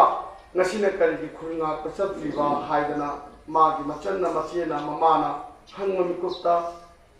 ꯐꯤꯖꯤ ꯄꯥꯏꯔꯒ ꯌꯥꯟꯈꯤꯕ ꯅꯍꯥꯟꯈꯩꯒꯤ ꯃꯇꯧꯗꯅ ꯃꯥꯅ ꯀꯟꯊꯠꯂꯒ ꯆꯠꯂꯒ ꯑꯅꯥꯕꯅ ꯐꯤꯖꯤ ꯄꯥꯏꯔꯒ ꯌꯥꯟꯕ ꯃꯤꯀꯨꯞꯇꯅ ꯀꯔꯤꯒꯤ ꯅꯪꯅ ꯀꯟꯊꯠꯂꯒ ꯆꯠꯄ ꯉꯝꯗ꯭ꯔꯤꯕꯅꯣ ꯍꯥꯏꯕ ꯋꯥꯍꯪꯁꯤꯅꯤ ꯈꯨꯜꯒꯤ ꯃꯃꯥꯁꯤꯡꯅ ꯍꯪꯂꯤꯕ ꯑꯅꯥꯕꯅ ꯀꯔꯤꯒꯤ ꯉꯝꯗꯣꯏꯅꯣ ꯍꯥꯏꯕ ꯋꯥꯐꯝꯁꯤ ꯕꯤꯔꯖꯤꯠꯇ ꯉꯁꯤꯁꯨ ꯍꯪꯉꯤ ꯅꯍꯥꯛ ꯄꯥꯎꯈꯨꯝ ꯄꯤꯗꯕ ꯌꯥꯔꯣꯏ ꯅꯍꯥꯛ ꯈꯨꯜ ꯉꯥꯛꯇꯕ ꯌꯥꯔꯣꯏ ꯏꯃꯥ ꯂꯩꯕꯥꯛ ꯀꯟꯗꯕ ꯌꯥꯔꯣꯏ ꯑꯅꯥꯕ ꯍꯥꯏꯕꯅ ꯏꯆꯟꯅꯨꯄꯤꯗꯒꯤ ꯍꯦꯟꯅ ꯂꯨꯕ꯭ꯔꯥ ꯑꯅꯥꯕꯅ ꯏꯃꯥꯗꯒꯤ ꯍꯦꯟꯅ ꯂꯨꯕ꯭ꯔꯥ ꯏꯃꯥ ꯂꯩꯕꯥꯛ ꯍꯥꯏꯕꯁꯤ ꯅꯪꯅ ꯃꯥꯡꯗ ꯊꯝꯃꯒ ꯅꯪꯅ ꯅꯨꯡꯁꯤꯅ ꯏꯃꯥ ꯂꯩꯕꯥꯛ ꯀꯜꯂꯛꯈꯤꯕ ꯅꯠꯇ꯭ꯔꯥ ꯍꯥꯏꯕ ꯋꯥꯍꯪꯁꯤꯒꯤ ꯄꯥꯎꯈꯨꯝ ꯕꯤꯔꯖꯤꯠ ꯉꯁꯤꯗꯤ ꯄꯤꯔꯝꯃꯣ ꯍꯥꯏꯕ ꯋꯥꯐꯝꯁꯤ ꯕꯤꯔꯖꯤꯠꯅ ꯁꯤꯒꯤ ꯄꯥꯎꯈꯨꯝꯁꯤꯅꯦ ꯑꯩꯈꯣꯏꯅ ꯃꯌꯥꯝꯗ ꯅꯪꯅ ꯍꯥꯏꯔꯝꯃꯣ ꯑꯗꯨꯒ ꯂꯣꯏꯅꯅ ꯅꯪꯅ ꯂꯥꯌꯦꯡꯕ ꯇꯥꯔꯤꯛ 5ꯗ ꯆꯠꯀꯅꯤ ꯍꯥꯏꯔꯦ ꯄꯩꯁꯥ ꯂꯩꯇꯦ ꯍꯥꯏꯔꯦ ꯑꯗꯨꯁꯨ ꯈꯨꯜ ꯂꯩꯔꯤ ꯂꯩꯀꯥꯏ ꯂꯩꯔꯤ ꯂꯩꯕꯥꯛ ꯃꯌꯥꯝ ꯂꯩꯔꯤ ꯃꯥꯅ ꯊꯣꯛꯄ ꯑꯗꯨꯃꯛ ꯄꯥꯡꯅꯖꯔꯛꯆꯅꯤ ꯑꯗꯨꯕꯨ ꯕꯕꯥ ꯂꯩꯔꯤꯗꯅꯀꯣ ꯕꯕꯥꯅ ꯑꯉꯝꯕ ꯄꯨꯊꯣꯛꯇꯅ ꯍꯣꯠꯅꯔꯤ ꯈꯪꯉꯤ ꯑꯗꯨ ꯆꯠꯂꯝꯗꯥꯏ ꯃꯤꯀꯨꯞꯇ ꯅꯪꯅ ꯂꯥꯟ ꯉꯥꯛꯃꯤꯟꯅꯔꯝꯕ ꯅꯪꯒꯤ ꯅꯆꯤꯟ ꯅꯅꯥꯎꯁꯤꯡꯗ ꯅꯪꯒꯤ ꯑꯣꯏꯕ ꯂꯥꯟꯃꯟꯒꯤ ꯑꯍꯣꯕ ꯅꯪ ꯌꯥꯎꯔꯤ ꯈꯟꯗꯣꯏꯅꯤ ꯂꯥꯟ ꯀꯥꯞꯅꯔꯛꯄꯗ ꯅꯪꯅ ꯄꯤꯕ ꯃꯥꯏꯀꯩ ꯇꯥꯛꯄꯗꯣ ꯑꯩꯈꯣꯏ ꯈꯪꯅꯗꯣꯏꯅꯤ ꯑꯗꯨꯅ ꯉꯁꯤꯗꯤ ꯈꯨꯜ ꯉꯥꯛꯄꯁꯤꯡꯒꯤ ꯃꯅꯥꯛꯇ ꯄꯣꯠ ꯊꯤꯟꯕ ꯆꯠꯂꯝꯗꯥꯏ ꯑꯗꯨꯒ ꯑꯅꯧꯕ ꯂꯥꯟꯒꯤ ꯃꯥꯌꯣꯜ ꯂꯦꯞꯂꯝꯗꯥꯏ ꯃꯤꯀꯨꯞꯁꯤꯗ ꯅꯪꯅ ꯄꯤꯅꯤꯡꯕ ꯊꯃꯣꯏꯒꯤ ꯑꯣꯏꯕ ꯋꯥꯔꯣꯜꯗꯨꯃꯇꯪ ꯅꯪꯒꯤ ꯂꯩꯔꯤꯕ ꯅꯆꯤꯟ ꯅꯅꯥꯎꯁꯤꯡꯒꯤ ꯃꯐꯝ ꯏꯃꯥꯁꯤꯡꯗ ꯇꯝꯕꯤꯌꯨ ꯍꯥꯏꯖꯔꯤ.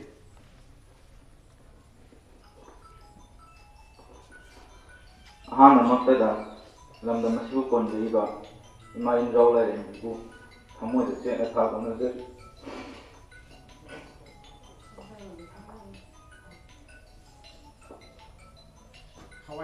ꯂꯣꯏꯅꯅ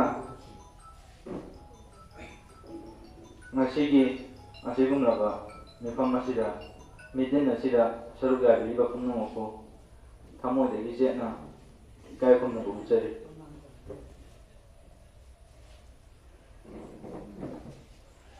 ꯍꯧꯖꯤꯛ ꯁꯣꯛꯅꯔꯤꯕ ꯂꯥꯟꯁꯤꯗ ꯃꯩꯇꯩꯒꯤ ꯄꯨꯟ ꯑꯔꯥꯝꯕꯥꯏ ꯇꯦꯡꯀꯣꯜ ꯑꯗꯨ ꯑꯗꯨꯅꯤ ꯑꯗꯥꯅꯤ ꯍꯥꯏꯕ ꯑꯃꯠꯇ ꯂꯩꯇꯦ. ꯍꯧꯖꯤꯛ ꯊꯦꯡꯅꯔꯤꯕ ꯂꯥꯟꯁꯤꯗꯤ ꯏꯃꯥ ꯂꯩꯕꯥꯛ ꯃꯅꯤꯄꯨꯔꯁꯦ ꯀꯟꯃꯤꯟꯅꯅꯕ ꯄꯨꯟꯅ ꯆꯪꯁꯤꯟꯅꯔꯛꯄ ꯂꯥꯟꯅꯤ. ꯑꯗꯨꯅ ꯑꯩꯒꯤ ꯋꯥꯈꯜꯗꯗꯤ ꯑꯗꯨ ꯑꯗꯥ ꯍꯥꯏꯕ ꯑꯃ ꯂꯩꯇꯦ. ꯄꯨꯝꯅꯃꯛ ꯏꯆꯤꯟ ꯏꯅꯥꯎꯅꯤ ꯈꯜꯂꯤ ꯂꯣꯏꯅꯃꯛ. ꯑꯗꯨꯅ ꯋꯥꯈꯜꯗ ꯀꯩꯗ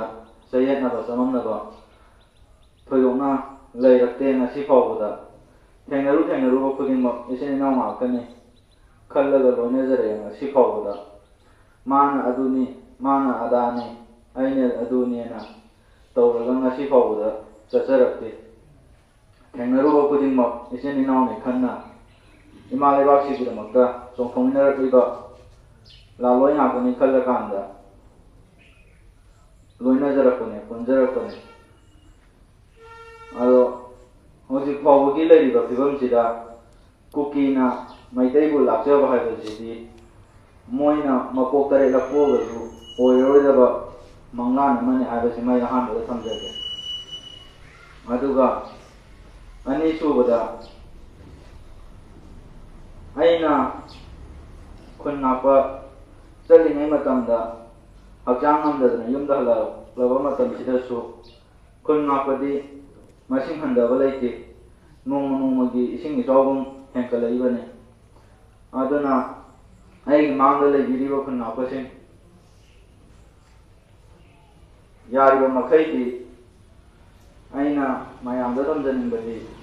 ꯑꯩꯁꯨ ꯍꯜꯂꯛꯈꯤꯅꯤ. ꯈꯨꯟ ꯉꯥꯛꯄ ꯁꯨꯡꯁꯣꯏ ꯁꯣꯏꯗꯅ ꯉꯥꯛꯈꯤꯅꯤ. ꯑꯗꯨꯅ ꯈꯨꯟ ꯉꯥꯛꯄ ꯀꯩꯅꯣ ꯇꯧꯗ꯭ꯔꯦꯅ ꯑꯩ ꯈꯨꯟ ꯉꯥꯛꯄꯗꯒꯤ ꯈꯤꯇꯪ ꯂꯥꯞꯅ ꯊꯣꯛꯂꯛꯑꯦꯅ ꯑꯩꯉꯣꯟꯗ ꯅꯤꯡꯍꯟꯅꯕ ꯂꯩꯇꯦ. ꯃꯥꯡꯗ ꯂꯩꯔꯤꯕ ꯏꯆꯤꯟ ꯏꯅꯥꯎꯁꯤꯡ ꯑꯃꯗꯤ ꯇꯣꯉꯥꯟ ꯇꯣꯉꯥꯟꯕ ꯔꯦꯠ ꯖꯣꯟ ꯑꯦꯔꯤꯌꯥꯗ ꯂꯩꯔꯤꯕ ꯏꯆꯤꯟ ꯏꯅꯥꯎꯁꯤꯡꯅ ꯁꯨꯡꯁꯣꯏ ꯁꯣꯏꯗꯅ ꯏꯃꯥ ꯂꯩꯕꯥꯛ ꯃꯅꯤꯄꯨꯔꯁꯦ ꯀꯨꯀꯤꯒꯤ ꯃꯈꯨꯠꯇꯒꯤ ꯀꯜꯂꯀꯥꯟꯗ ꯄꯣꯔꯛꯀꯅꯤ ꯀꯜꯂꯀꯥꯟꯗ ꯊꯝꯕꯤꯔꯝꯒꯅꯤ ꯍꯥꯏꯕꯁꯤꯃꯗꯤ ꯑꯩꯉꯣꯟꯗ ꯆꯦꯠꯅ ꯊꯥꯖꯕ ꯊꯝꯖꯩ. ꯑꯗꯨꯅ ꯑꯩꯉꯣꯟꯗ ꯅꯤꯡꯍꯟꯅꯕ ꯂꯩꯇꯦ. ꯑꯩꯅ ꯍꯛꯆꯥꯡ ꯉꯝꯗꯅ ꯅꯥꯔ ꯌꯦꯛꯂꯒ ꯂꯩꯔꯛꯄ ꯃꯇꯝꯁꯤꯗꯁꯨ ꯑꯩꯒꯤꯗꯃꯛꯇ ꯊꯋꯥꯏ ꯈꯨꯠꯁꯥ ꯍꯛꯆꯥꯡ ꯄꯨꯝꯅꯃꯛ ꯊꯥꯡꯗꯣꯛꯇꯨꯅ ꯍꯣꯠꯅꯕꯤꯔꯤꯕ ꯊꯋꯥꯏ ꯃꯤꯔꯦꯜꯒꯤ ꯗꯥꯃꯣꯆꯥ ꯑꯃꯗꯤ ꯊꯋꯥꯏ ꯃꯤꯔꯦꯜꯒꯤ ꯃꯔꯨꯑꯣꯏꯕ ꯊꯧꯗꯥꯡ ꯄꯨꯕꯤꯔꯤꯕ ꯏꯃꯥꯁꯤꯡ ꯂꯣꯏꯅꯅ ꯑꯩꯒꯤ ꯃꯥꯡꯗ ꯍꯧꯖꯤꯛ ꯍꯧꯖꯤꯛ ꯂꯦꯞꯄꯤꯔꯤꯕ ꯂꯩꯕꯤꯔꯤꯕ ꯏꯃꯥꯁꯤꯡ ꯑꯃꯗꯤ ꯈꯨꯟ ꯉꯥꯛꯄ ꯏꯆꯤꯟ ꯏꯅꯥꯎꯁꯤꯡ ꯅꯈꯣꯏꯅ ꯂꯧꯔꯛꯈꯤꯕ ꯊꯧꯗꯥꯡ ꯑꯩꯒꯤ ꯑꯅꯥꯕꯗ ꯅꯈꯣꯏꯅ ꯂꯧꯔꯛꯈꯤꯕ ꯊꯧꯗꯥꯡ ꯑꯩ ꯀꯥꯎꯕ ꯂꯩꯇꯦ. ꯍꯌꯦꯡ ꯑꯩꯅ ꯍꯛꯆꯥꯡ ꯀꯟꯈꯠꯂꯛꯇꯨꯅ ꯐꯒꯠꯂꯛꯇꯨꯅ ꯍꯥꯟꯅꯒꯤ ꯃꯇꯧꯒꯨꯝ ꯍꯥꯟꯅꯒꯤ ꯐꯤꯕꯝꯒꯨꯝ ꯍꯟꯖꯤꯜꯂꯛꯄ ꯃꯤꯀꯨꯞꯇ ꯁꯨꯡꯁꯣꯏ ꯁꯣꯏꯗꯅ ꯑꯩ ꯑꯃꯨꯛ ꯍꯟꯅ ꯏꯃꯥ ꯂꯩꯕꯥꯛꯀꯤꯗꯃꯛꯇ ꯈꯨꯟ ꯉꯥꯛꯄ ꯃꯤꯡꯊꯣꯜ ꯑꯁꯤ ꯐꯪꯈ꯭ꯔꯕꯅꯤꯅ ꯑꯩ ꯑꯃꯨꯛ ꯍꯟꯅ ꯈꯨꯟ ꯉꯥꯛꯇꯨꯅ ꯏꯃꯥ ꯂꯩꯕꯥꯛꯀꯤꯗꯃꯛꯇ ꯀꯔꯤꯒꯨꯝꯕ ꯈꯔꯗꯤ ꯇꯧꯔꯝꯒꯦ ꯍꯥꯏꯕꯁꯦ ꯑꯩꯒꯤ ꯊꯃꯣꯏꯗ ꯆꯦꯠꯅ ꯁꯥꯒꯣꯟꯅꯗꯨꯅ ꯂꯩꯖꯔꯤ. ꯑꯗꯨꯅ ꯈꯨꯟ ꯉꯥꯛꯄꯁꯤꯡꯁꯨ ꯄꯨꯛꯅꯤꯡ ꯋꯥꯈꯜ ꯁꯣꯟꯊꯕꯤꯒꯅꯨ. ꯂꯥꯟꯁꯦ ꯂꯥꯟꯗꯥ ꯑꯃ ꯑꯣꯏꯔꯛꯑꯦ. ꯅꯍꯥꯟꯋꯥꯏ ꯊꯦꯡꯅꯔꯝꯕ ꯂꯥꯟꯒ ꯍꯧꯖꯤꯛ ꯊꯦꯡꯅꯔꯤꯕ ꯂꯥꯟꯁꯤꯒ ꯈꯦꯠꯅꯕ ꯀꯌꯥ ꯃꯔꯨꯝ ꯂꯥꯛꯈ꯭ꯔꯦ. ꯍꯟꯗꯛꯀꯤ ꯇꯥꯡ 19ꯗ ꯆꯤꯡꯀꯨꯀꯤ ꯅꯥꯔꯀꯣ ꯇꯦꯔꯣꯔꯤꯁꯁꯤꯡꯅ ꯃꯅꯤꯄꯨꯔ ꯊꯨꯒꯥꯏꯅꯕ ꯆꯪꯁꯤꯜꯂꯛꯈꯤꯕ ꯃ꯭ꯌꯥꯟꯃꯥꯔꯗꯒꯤ ꯆꯪꯁꯤꯜꯂꯛꯈꯤꯕꯗꯣ ꯆꯨꯝꯃꯤ ꯂꯥꯜꯂꯤꯗꯅ ꯍꯧꯖꯤꯛ ꯗꯤꯁꯀꯁꯟ ꯑꯋꯥꯔꯁꯤꯡꯗ ꯌꯥꯝ ꯀꯟꯅ ꯈꯟꯅ ꯅꯩꯅꯔꯤ ꯑꯗꯨꯃꯛꯄꯨ ꯆꯨꯝꯒꯦꯔꯥ ꯂꯥꯟꯒꯦꯔꯥ ꯑꯩꯈꯣꯏꯒꯤꯗꯤ ꯁꯦꯝ ꯁꯥꯐꯝ ꯊꯣꯛꯄꯗꯣ ꯑꯗꯨꯝ ꯁꯦꯝ ꯁꯥꯕ ꯇꯥꯕꯅꯤ ꯉꯁꯤ ꯐꯥꯎꯕꯗ ꯃꯅꯤꯄꯨꯔꯁꯤꯗ ꯃꯅꯤꯄꯨꯔ ꯏꯃꯥꯒꯤꯗꯃꯛꯇ ꯆꯣꯡꯊꯣꯛꯄꯤꯔꯛꯇꯨꯅ ꯍꯣꯠꯅꯕꯤꯔꯛꯄꯁꯦ ꯌꯥꯝꯅ ꯇꯥꯡꯅ ꯊꯣꯛꯏ ꯑꯗꯣ ꯍꯟꯗꯛꯀꯤ ꯇꯥꯟꯖꯥ ꯍꯟꯗꯛꯀꯤ ꯃꯤꯀꯨꯞꯁꯤꯗꯗꯤ ꯏꯃꯥ ꯂꯩꯕꯥꯛ ꯃꯅꯤꯄꯨꯔ ꯅꯨꯡꯁꯤꯗꯕ ꯃꯤꯁꯦ ꯀꯅꯥꯝꯇ ꯂꯩꯔꯝꯗ꯭ꯔꯦ ꯍꯥꯏꯕꯁꯦ ꯃꯩꯇꯩ ꯑꯩꯈꯣꯏꯗ ꯌꯥꯝꯅ ꯃꯔꯨꯑꯣꯏꯅ ꯃꯩꯇꯩ ꯑꯩꯈꯣꯏꯗ ꯌꯥꯝꯅ ꯃꯌꯦꯛ ꯁꯦꯡꯅ ꯈꯪꯍꯟꯕꯤꯕ ꯎꯍꯟꯕꯤꯕ ꯇꯥꯡꯀꯛ ꯑꯃ ꯃꯤꯀꯨꯞ ꯑꯃ ꯍꯥꯏꯕꯗꯨ ꯑꯣꯏ ꯃꯦꯒꯤ ꯇꯥꯡ 3ꯗꯒꯤ ꯍꯧꯔꯒ ꯍꯧꯔꯛꯈꯤꯕ ꯂꯥꯟꯁꯤꯗ ꯃꯃꯥ ꯂꯩꯕꯥꯛ ꯅꯨꯡꯁꯤꯕ ꯃꯃꯥ ꯂꯩꯕꯥꯛ ꯅꯤꯡꯖꯕ ꯃꯃꯥ ꯂꯩꯕꯥꯛꯀꯤꯗꯃꯛꯇ ꯀꯩꯒꯨꯝꯕ ꯈꯔ ꯀꯠꯊꯣꯛꯅꯤꯡꯕ ꯀꯩꯒꯨꯝꯕ ꯈꯔ ꯇꯧꯖꯅꯤꯡꯕ ꯃꯤꯑꯣꯏ ꯀꯅꯥꯅꯣ ꯀꯔꯤꯅꯣ ꯍꯥꯏꯕꯁꯦ ꯂꯣꯏꯅ ꯆꯣꯡꯊꯣꯔꯛꯇꯅ ꯂꯣꯏꯅ ꯈꯪꯉꯀꯥꯟꯗ ꯍꯧꯖꯤꯛꯇꯤ ꯑꯩꯈꯣꯏꯒꯤ ꯐꯨꯔꯨꯞ ꯑꯩꯈꯣꯏꯒꯤ ꯖꯥꯇꯤ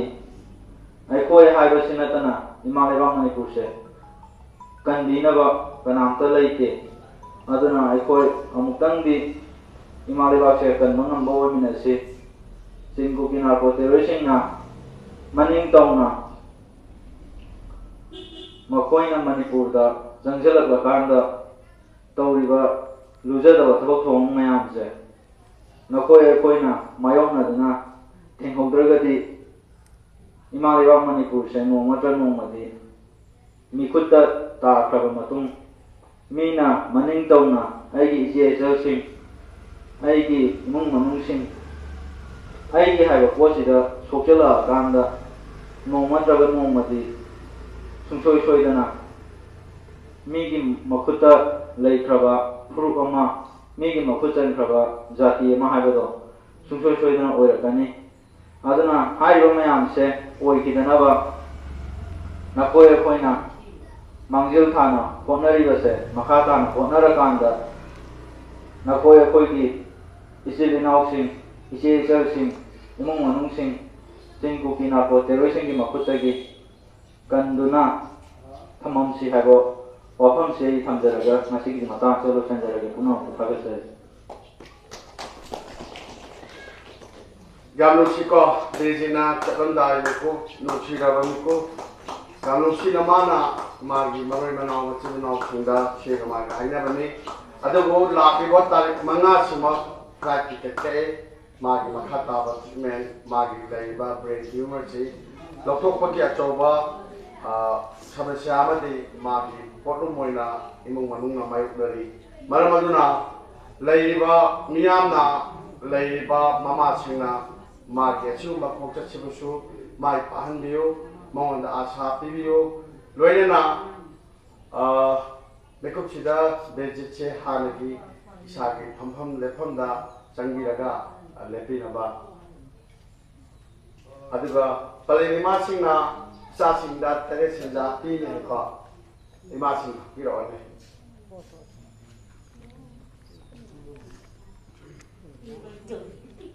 ꯃꯤꯡꯗꯣ ꯁꯤꯒꯤ ꯏꯃꯥ ꯃꯩꯔꯥꯄꯥꯏꯕꯤ ꯍꯥꯏꯒꯗ꯭ꯔꯥ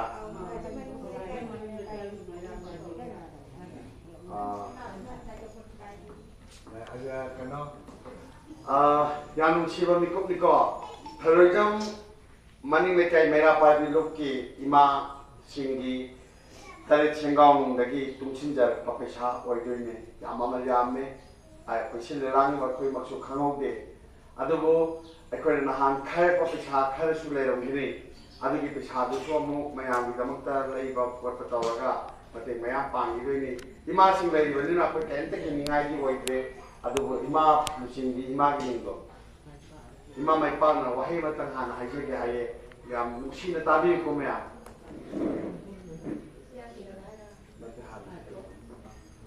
ꯑꯩꯈꯣꯏꯅ ꯉꯁꯤ ꯁꯤꯟꯅꯒꯗꯧꯔꯤꯕ ꯁꯦꯜꯁꯦ ꯑꯩꯈꯣꯏ ꯈꯨꯡꯒꯪꯒꯤ ꯑꯔꯥꯝꯕꯥꯏ ꯆꯤꯡꯒꯣꯜ ꯑꯉꯥꯡꯁꯤꯡꯁꯤꯅ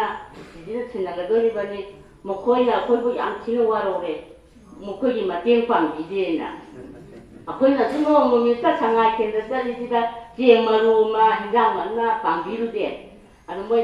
ꯍꯥꯞꯇꯣꯔꯦ ꯑꯗꯨ ꯑꯩꯈꯣꯏꯁꯨ ꯊꯋꯥꯏꯁꯦ ꯅꯨꯡꯉꯥꯏꯒꯗꯕꯅꯤꯅ ꯃꯁꯤꯒꯤꯗꯃꯛꯇ ꯃꯇꯦꯡꯒꯤꯗꯃꯛꯇ ꯑꯩꯈꯣꯏ ꯁꯥꯔ ꯇꯣꯔꯦꯟꯕꯨ ꯀꯧꯊꯣꯛꯆꯔꯤ ꯃꯥꯏ ꯃꯈꯨꯠꯇ ꯁꯤꯟꯅꯖꯒꯦ ꯄꯩꯁꯥꯗꯤ ꯌꯥꯝꯗꯦ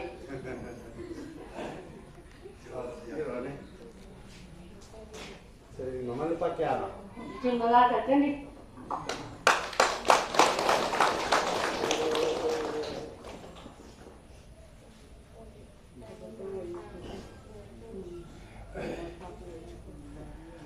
Tharoijam maning lekai ki imasi di mau silaga ekoi nahan cheng cha gen sang ati hawai chawai ngani thau thu mayam khai ka chani na roba imasi di ma ka di amatan kiraga waro no tan khai ka ta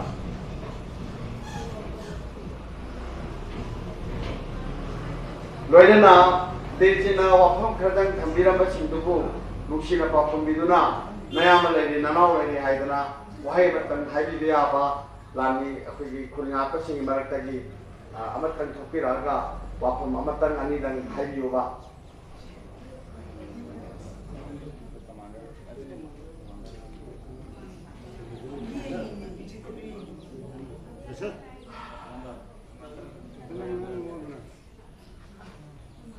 Commander gini,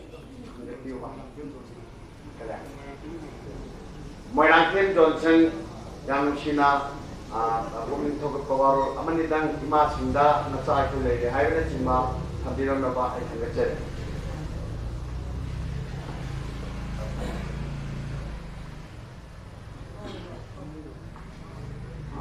Koi masih, Amang lagi Negi Tarik Ahum lagi Hauraga.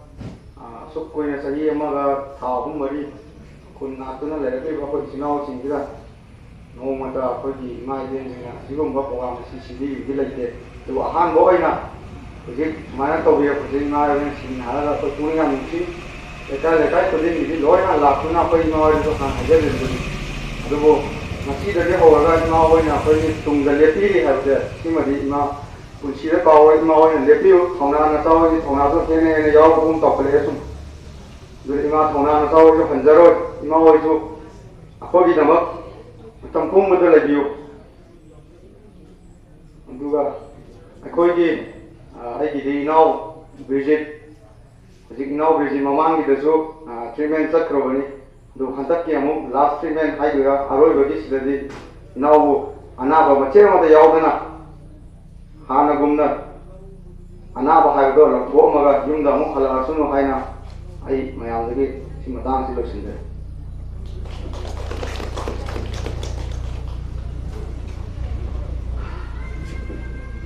yang nuai je itu kalau ini na hasil si mak kurang libat semi bapak ceng toidona kulngat pasing amadi lagi libat terusang lagi libat kulngat pasing bapak ceng awal apa lagi na ceng bah hauraga dah madina toidona wat na bah mana jaga ni hai bah Warung sing club yang masuk kulingapa di imasing imakai dek isu thambirai thoidongna makha tarakpa di warung kerjaan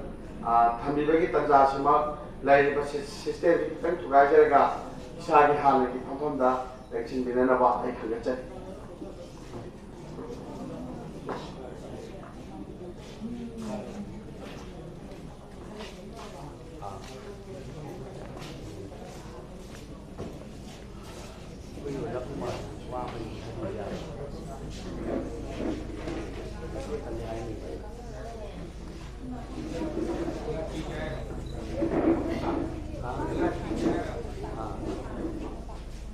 Ya memerui ba atau membatangkat kama dosilak bagitu sidam DJ tokjonggi apopa tokjong kuma ikai kunazari ba kaya apopa na isa kita miyang kita kulngat kita atau macam kita ba treatment ni konsep kita apa yang maksimal baru itu warung sedang kambing apa dan toksin jari vaksin direksi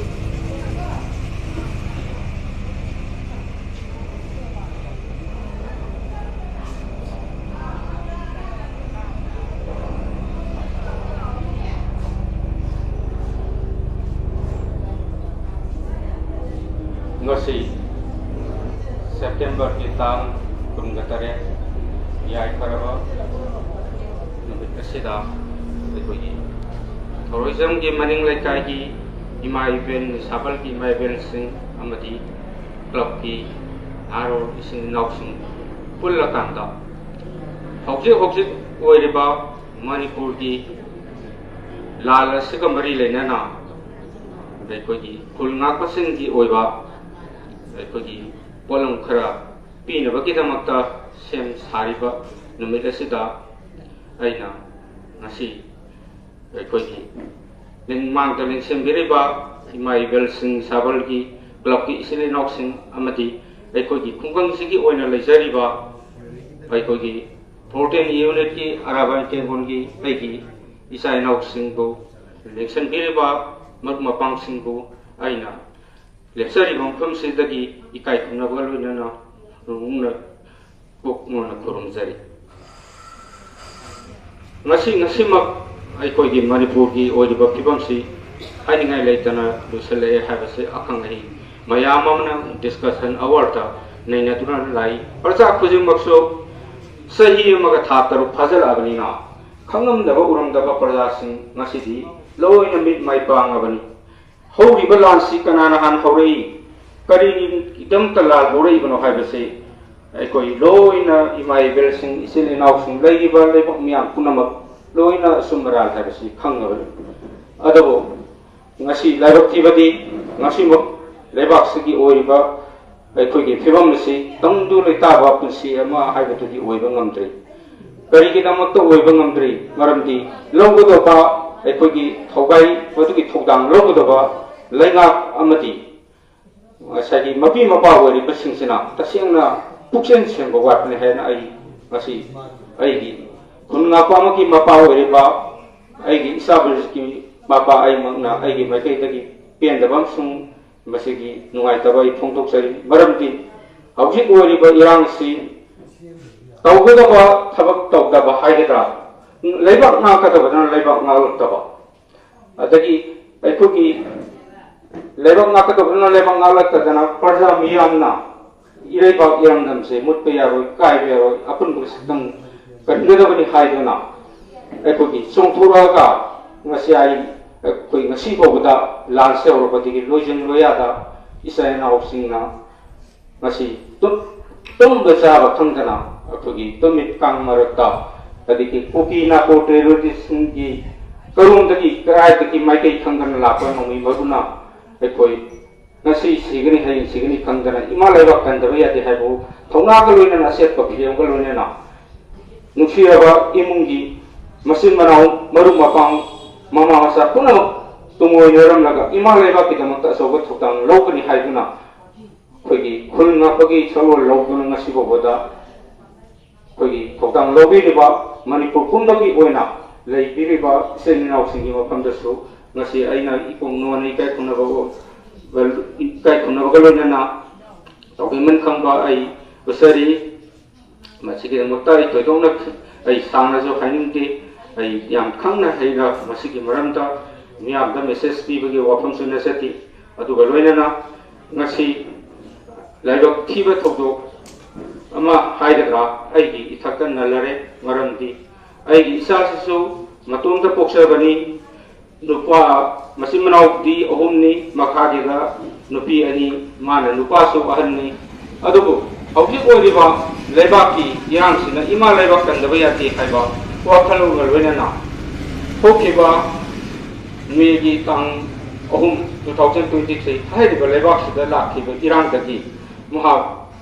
yum sida ai iteng pangdona nongmaki sura sariba ai imung sida ngagi mating khara phongjadona hingamba punsi adu mafong khangdana ngasi aruba phibam amada magi masagi leigre mai masagi anabal sisu hausi magi ahan bagi oina maha operation amakha bypass tawrakanda magi brain da ising na block tok salary basi madu bypass tawrakwa ama hapa khata madu drainage oina pirakanda maha kitang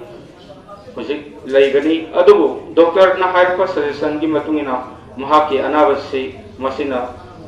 happy pipes na lifetime oibadi yaroi hapta ani natragana ahum sida maha yam thuna lau khangogana ma block tok ki bisu yai haire adubu aikoi na sakhibasi hokiba july ki tang taraga marida ya tubagi oina thoi flight ticket se laurakanda babalamda layeng basale tang 15 da postdan OPT emit tawre tang 13 ta thindadana thubagi oina magi अहनबगी operation से तौरब मतुंगदा तांग तरा मापनसिदा मागी दिशा से पीरे तांग कुन हुंदोइदा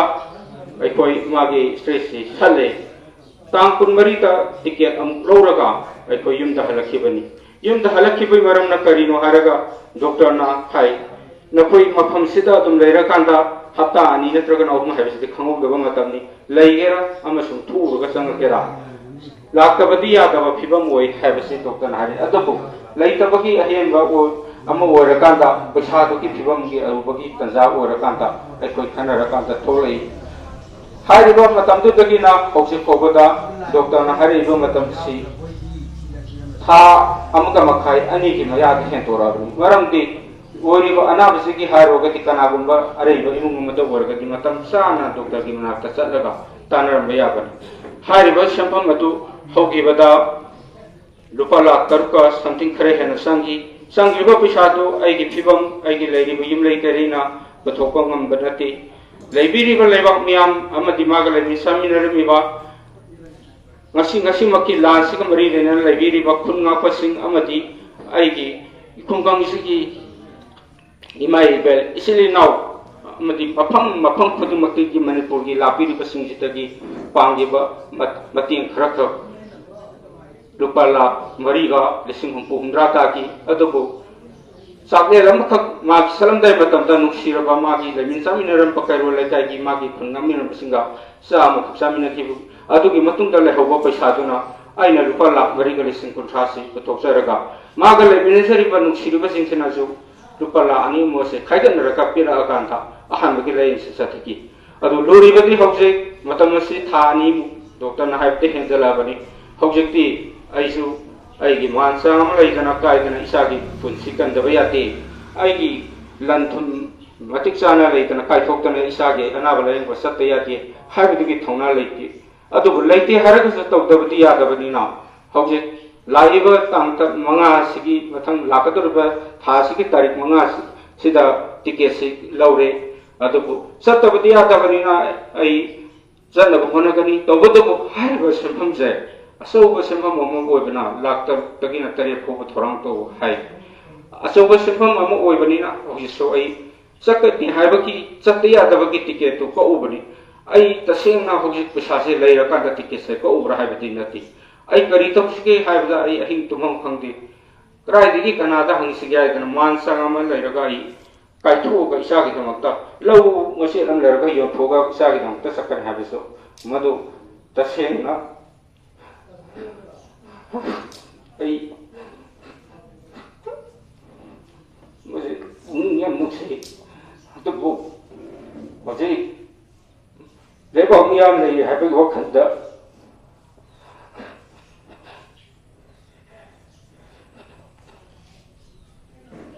मियाँ ने मुझे उन्हें बिर करनी ओह ये मुझे सब भी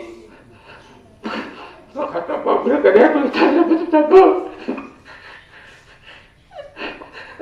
saya belum sakit apa dia boleh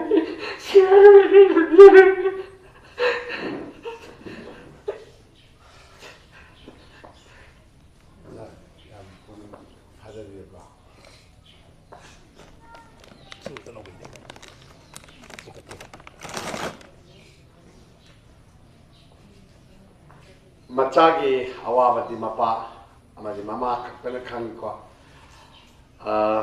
adobo पीना पाकुम पीबा हाइबसिसु कसुकाइदे अदुगा 360 अमसुंग पेना अनिना लाइफ पीरिबनिना आइदसुं शेयर तौजनिंगबसे जीपे नंबर अमा तंगदि खोगी लाइफ पीरिबदा पिहनिंगे फैमिली साइडतगी अदुगा जीपे नंबर सिदा मी अमम लुपाता तादन कापकदा अदुम गतन नंबर ओइजनिदा लेबाकी अफबा थबक तौरिबा मियो यमना कशु तुसोर मानसोना वागदब नते अखोई मैम लेरी हाइबसिमा हले मोद थमजगे लोइना बेजित थमजगे थोइदोना मैम पुनमकना चमानबा मतेंग लोइना बेजिक याना लायंग मसुमाई पाटना पांथोकनी खुल लेकाय चावरी खुल लेकाय लेरी लेपाक मैम की दमक खुल गाय बसिंगी अवाब तारकदा अदुगुम्बा बेजिक की थौदो मसिगुमना थेंगनरिबा खुल गापका यावगिनी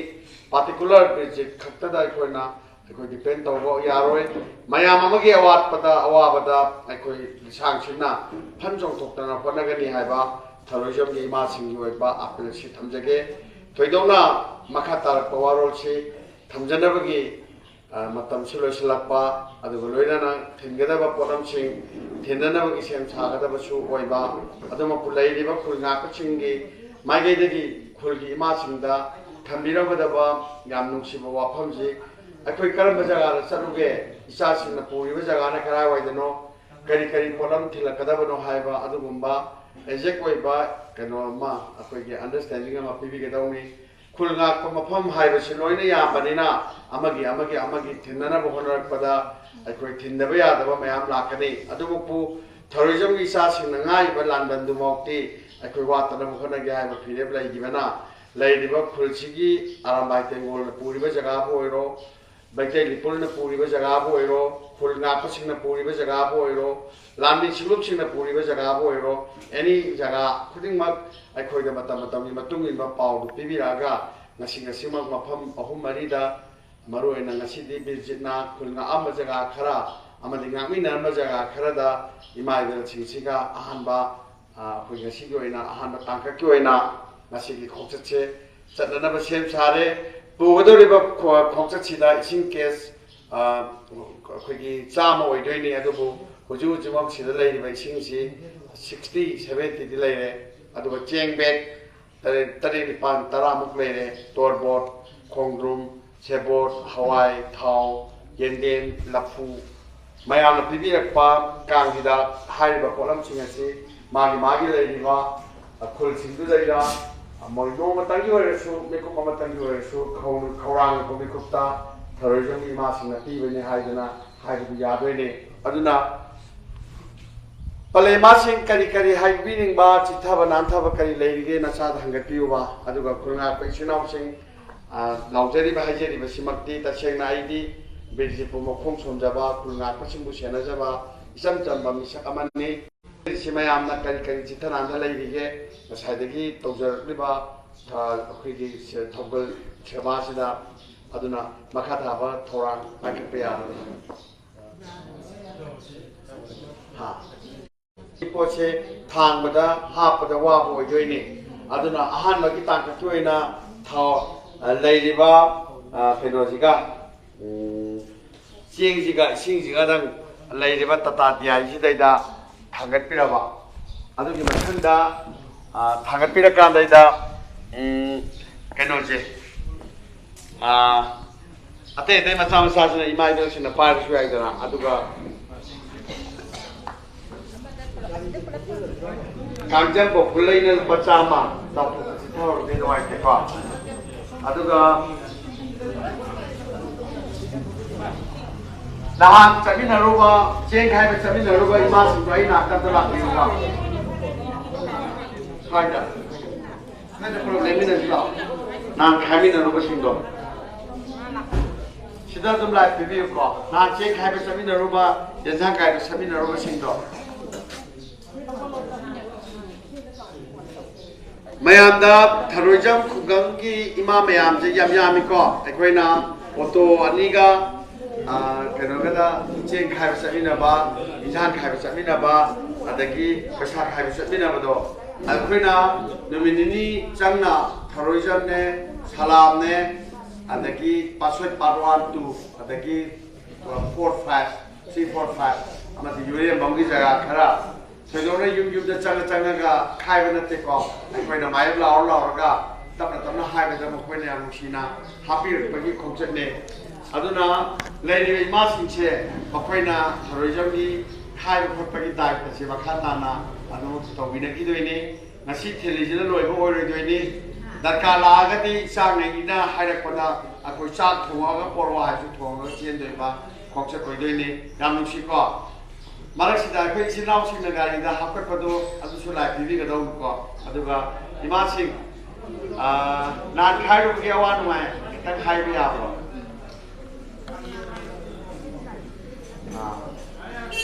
khai bi chat pado am si ko aduga ai gi thak lai binari ba ima je amta ku ki ro ba ima se ni ko koi re gi ima hai se 이마지 나한 카이바 해고 보내기나 로이로 하고 야외 이마는 해 카이바 보내기나 로이로 하고 아주 카페 그리고 하이바 돈다 이마기 차도 보내 해지 사니 아주 이마기 차는 파시 마기 마차 루파시나 마모고 보라가 마차가 마모고 이 마토구네 마마니 얘기도시 아주가 로마 다 그러던 여러분들 메기 다리 굽라크시 마기 비도 마마이 모르시 내려마가 굴나 버리는 사키네 아주가 마마니 거 레이바 베기 카이 세미나르고 메야미 마모포게 마세 아주나 이모기 마토 예레서 무카파 아주가 차 버리 라케 두게 무수카파 사람다이 아무카파 도본다이 무카파 아주고 지치kul나 거야미 세바 오라니나 돌아버리나 마모들레라파 농나도 말레이고 이차 누시버기 메이드나 짜가수 레바기나 못다 카토크라버리고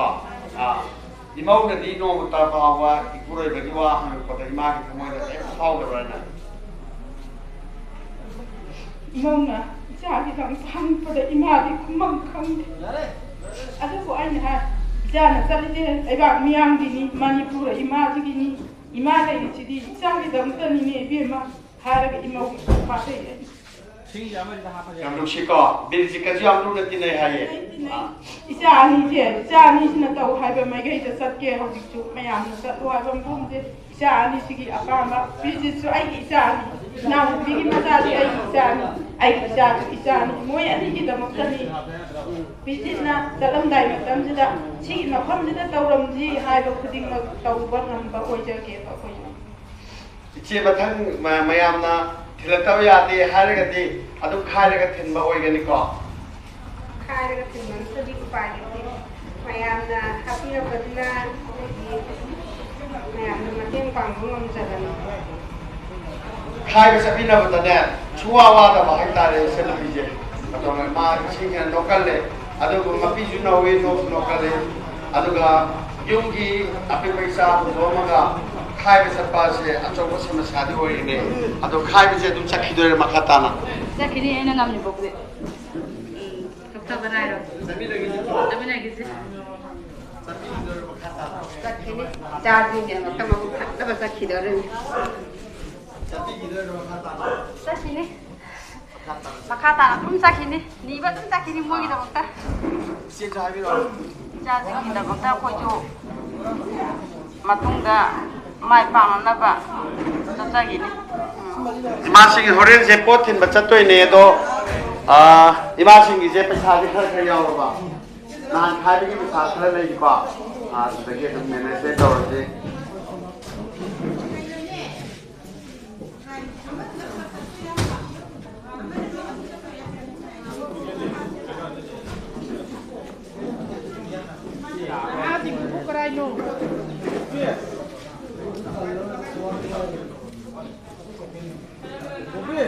यामनुसिको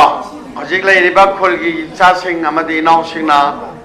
club की सिनाउसिंगना Cheng अदगी ये room जे लंगांग लेगरदोइरा हां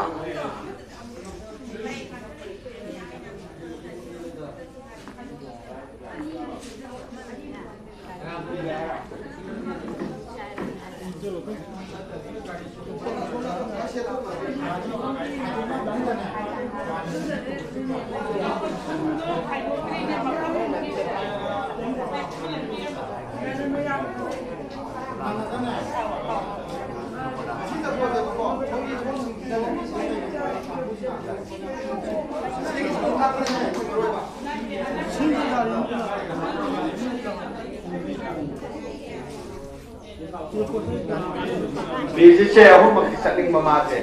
चतबी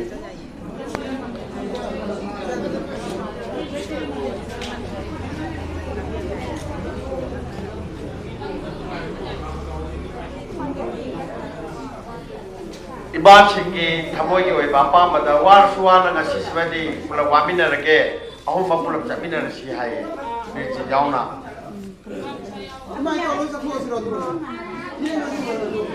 जोई para जोई खुलगा पना अहिंग नोम सोइबा तुम खांगबदि ngamaga अखोइना नोम तंग चागेरा चारोइरा thin मचतबगी वाबो वाजे सनुदा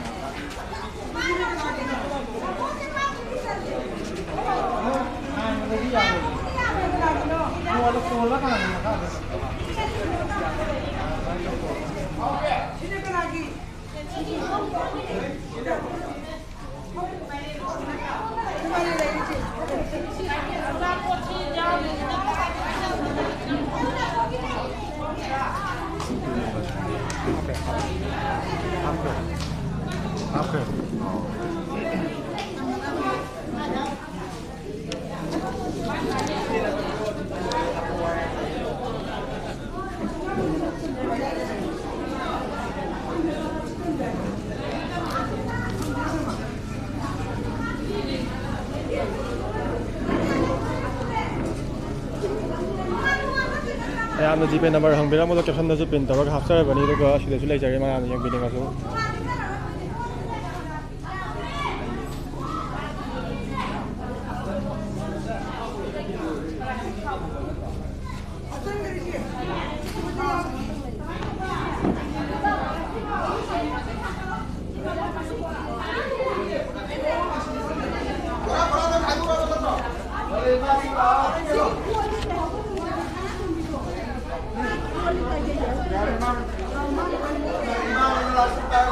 ꯑꯩꯈꯣꯏ ꯂꯩꯍꯧꯒꯗꯧꯕꯅꯦꯕ ꯁꯤꯗꯤ ꯑꯩꯈꯣꯏ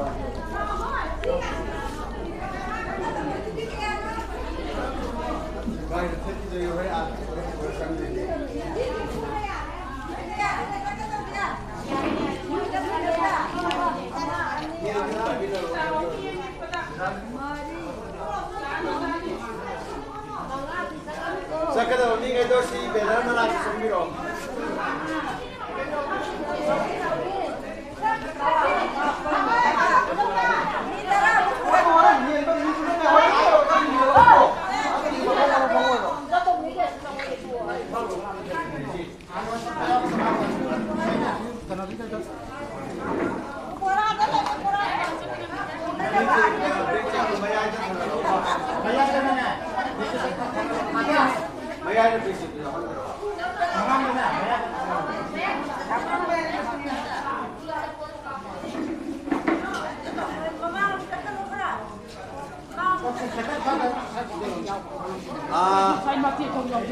야, 루시가. ꯕꯤꯔꯖꯤꯠꯅ ꯑꯁꯤꯒꯨꯝꯕ ꯊꯤꯟꯕ ꯆꯠꯀꯗꯧꯔꯤꯕ ꯈꯨꯜ ꯉꯥꯛꯄꯁꯤꯡꯒꯤ ꯃꯐꯝꯁꯤ ꯃꯐꯝ ꯖꯒꯥꯁꯤ ꯌꯥꯝ ꯌꯥꯝꯃꯦ ꯑꯗꯨꯃꯛꯄꯨ ꯄꯥꯔꯇꯤꯀꯨꯂꯔ ꯑꯣꯏꯕ ꯃꯐꯝꯗꯤ ꯑꯩꯈꯣꯏ ꯄꯟꯖꯔꯔꯣꯏ ꯑꯗꯨꯕꯨ ꯈꯣꯡꯆꯠꯁꯤꯃꯛ ꯃꯥꯏ ꯄꯥꯛꯑꯣ ꯍꯥꯏꯗꯅ ꯑꯥꯔꯁꯤꯕꯥꯠ ꯇꯧꯖꯔꯤ ꯃꯥꯏ ꯄꯥꯛꯅꯁꯨ ꯍꯟꯕꯤꯔꯛꯑꯣ ꯑꯗꯨꯒ ꯌꯥꯝ ꯅꯨꯡꯁꯤꯌꯦ ꯏꯁꯥ ꯉꯝꯗꯕꯗꯣ ꯂꯣꯏ ꯀꯥꯎꯈ꯭ꯔꯕ ꯃꯥꯜꯂꯦ ꯕꯤꯔꯖꯤꯠꯁꯦ ꯑꯗꯨꯕꯨ ꯕꯤꯔꯖꯤꯠ ꯅꯥꯕ ꯌꯥꯗꯦ ꯌꯥꯝ ꯋꯥꯍꯜꯂꯨꯕꯁꯨ ꯌꯥꯗꯦ ꯑꯗꯨꯒ ꯑꯗꯨꯒꯨꯝꯕ ꯅꯪꯅ ꯂꯥꯟ ꯉꯥꯛꯃꯤꯟꯅꯔꯝꯕ ꯈꯨꯜ ꯉꯥꯛꯃꯤꯟꯅꯔꯝꯕꯁꯤꯡꯗꯨꯒꯤ ꯃꯅꯥꯛꯇ ꯍꯣꯔꯦꯟ ꯌꯧꯔꯀꯥꯟꯗ ꯄꯨꯛꯅꯤꯡ ꯁꯣꯟꯊꯔꯛꯄꯁꯨ ꯌꯥꯗꯦ ꯃꯈꯣꯏ ꯎꯔꯒ ꯅꯪꯅ ꯀꯟꯈꯠꯍꯜꯂꯝꯒꯗꯕꯅꯤ ꯑꯗꯨꯒ ꯅꯍꯥꯛꯇꯤ ꯇꯥꯔꯤꯛ 5ꯗ ꯆꯠꯀꯗꯧꯕꯒꯤ ꯄꯩꯁꯥꯒꯤ ꯅꯨꯡꯁꯥꯒꯤ ꯃꯌꯥꯝ ꯑꯃꯒꯤ ꯍꯦꯗꯦꯛ ꯂꯩꯔꯤꯉꯩ ꯃꯔꯛꯇ ꯅꯪꯅ ꯑꯃꯨꯛ ꯍꯜꯂꯛꯑꯒ ꯅꯥꯔꯒꯗꯤ ꯍꯥꯏꯕꯒꯤ ꯕꯕꯥ ꯏꯃꯥꯅ ꯄꯥꯈꯠꯄꯁꯦ ꯅꯍꯥꯛ ꯐꯥꯎꯍꯟꯒꯅꯨꯀꯣ ꯑꯗꯨꯒ ꯅꯍꯥꯛ ꯌꯥꯝ ꯃꯥꯏ ꯄꯥꯛꯅ ꯍꯜꯂꯣ ꯑꯗꯨꯒ ꯅꯪ ꯆꯠꯂꯝꯗꯥꯏꯗ ꯈꯨꯜꯒꯤ ꯏꯃꯥꯁꯤꯡ ꯆꯠꯄ ꯌꯥꯎꯗꯕ ꯃꯌꯥꯝ ꯌꯥꯎꯔꯤꯕ ꯒꯥꯔꯤ ꯆꯟꯗ꯭ꯔꯦ ꯑꯗꯨꯕꯨ ꯏꯃꯥꯁꯤꯡꯗ ꯆꯠꯂꯝꯗꯥꯏꯁꯤꯗ ꯀꯩ ꯍꯥꯏꯍꯧꯅꯤꯡꯉꯤ ꯊꯣꯏꯗꯣꯛꯅ ꯍꯥꯏꯅꯤꯡꯉꯥꯏ ꯂꯩꯇꯦ ꯑꯗꯨꯝ ꯃꯌꯥꯝ ꯍꯧ ꯇꯧꯗꯅ ꯆꯣꯡꯊꯣꯛꯄꯤꯔꯛꯏꯁꯦ ꯁꯤꯗꯒꯤ ꯍꯦꯟꯅ ꯅꯨꯡꯉꯥꯏꯕ ꯑꯅꯤ ꯁꯨꯅ ꯂꯩꯇ꯭ꯔꯦ ꯈꯨꯜ ꯉꯥꯛꯄꯁꯤꯡꯒꯤꯗꯃꯛꯇ ꯑꯩꯈꯣꯏ ꯂꯦꯞꯄꯁꯤꯅ ꯌꯥꯝ ꯅꯨꯡꯉꯥꯏꯀꯣ ꯅꯨꯡꯉꯥꯏ ꯑꯗꯣ ꯆꯠꯂꯝꯗꯥꯏꯅꯦ ꯈꯣꯜꯂꯥꯎ ꯑꯃꯇꯪ ꯂꯥꯎꯃꯤꯟꯅꯁꯦ ꯂꯥꯟ ꯉꯝꯃꯤꯟꯅꯔꯁꯦ ꯏꯃꯥ ꯂꯩꯕꯥꯛ ꯀꯟꯃꯤꯟꯅꯔꯁꯦ ꯏꯃꯥ ꯃꯅꯤꯄꯨꯔꯒꯤ ꯃꯆꯥ ꯑꯩꯈꯣꯏ ꯑꯃ ꯇꯣꯏꯅ ꯄꯨꯜꯂꯁꯦ ꯅꯨꯡꯁꯤꯌꯦ all the best happy journey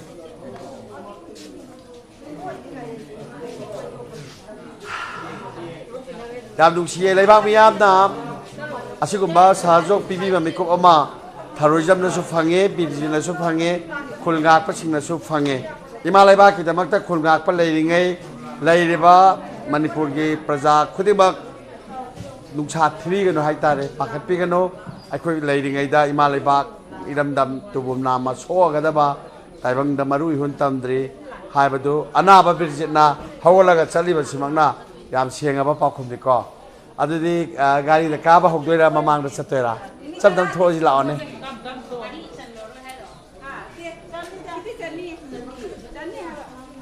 याम नुसिए बिरजित अदुम तुंगदा भांग चमिनोरे मासिंगा याम नुसिको इमा मयाम जे लोई चलदी होरे खुलगा पमयाम दो पूरा हराव गितारे तोर बोसु याम यामे ngasi se दुगा इसिंग ने मरो यामी बलफु चू सौरी यावदि यावग्रबो अद nga yai ba यावग्रबो aina a khurai bak theladi nga सौरी लोई बक दि फंगदाउनि दो सौरी दि फंगे nga पंगि याम नुसिए तौरिसे होने खुल होगदना पोथिनबा थौलाइनेबा थौरैजमजे अदुगा लैरिबा बैनर से तौरगा सिरा थेलजु याइ थेतरजु यारे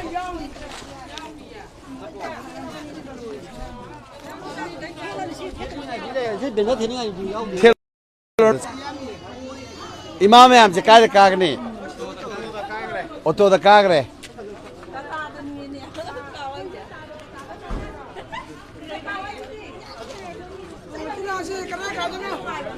सिदा कादोइरो सिदा कागदबा यावब्रो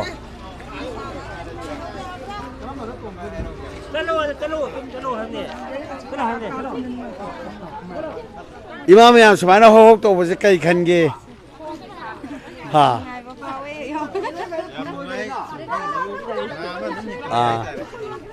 सुमाइना होक तौगदौनिको इमा लेरिङै कई वाबा यादे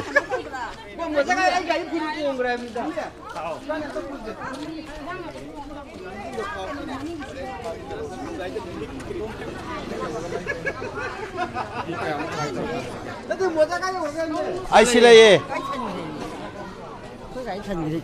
चलो रो है ना दुआ आई के पुन दुंग का बाजे बा चलो रो दुगा ना बानी का बाजे बा तो कमाई जुंदे बोल दिया बानी हलो रो राइट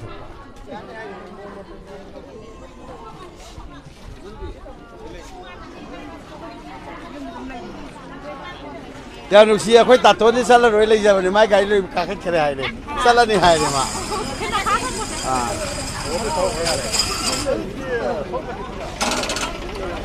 हाँ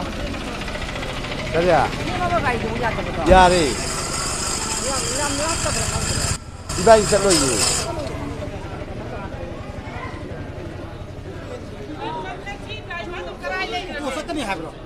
썰로 하이나. 썰로니 썰로나. 그럼 시가이지라. 시도니까 한시 하라 보면 안 돼. 시도니까 하려가 또 아이 라 그냥. 시대가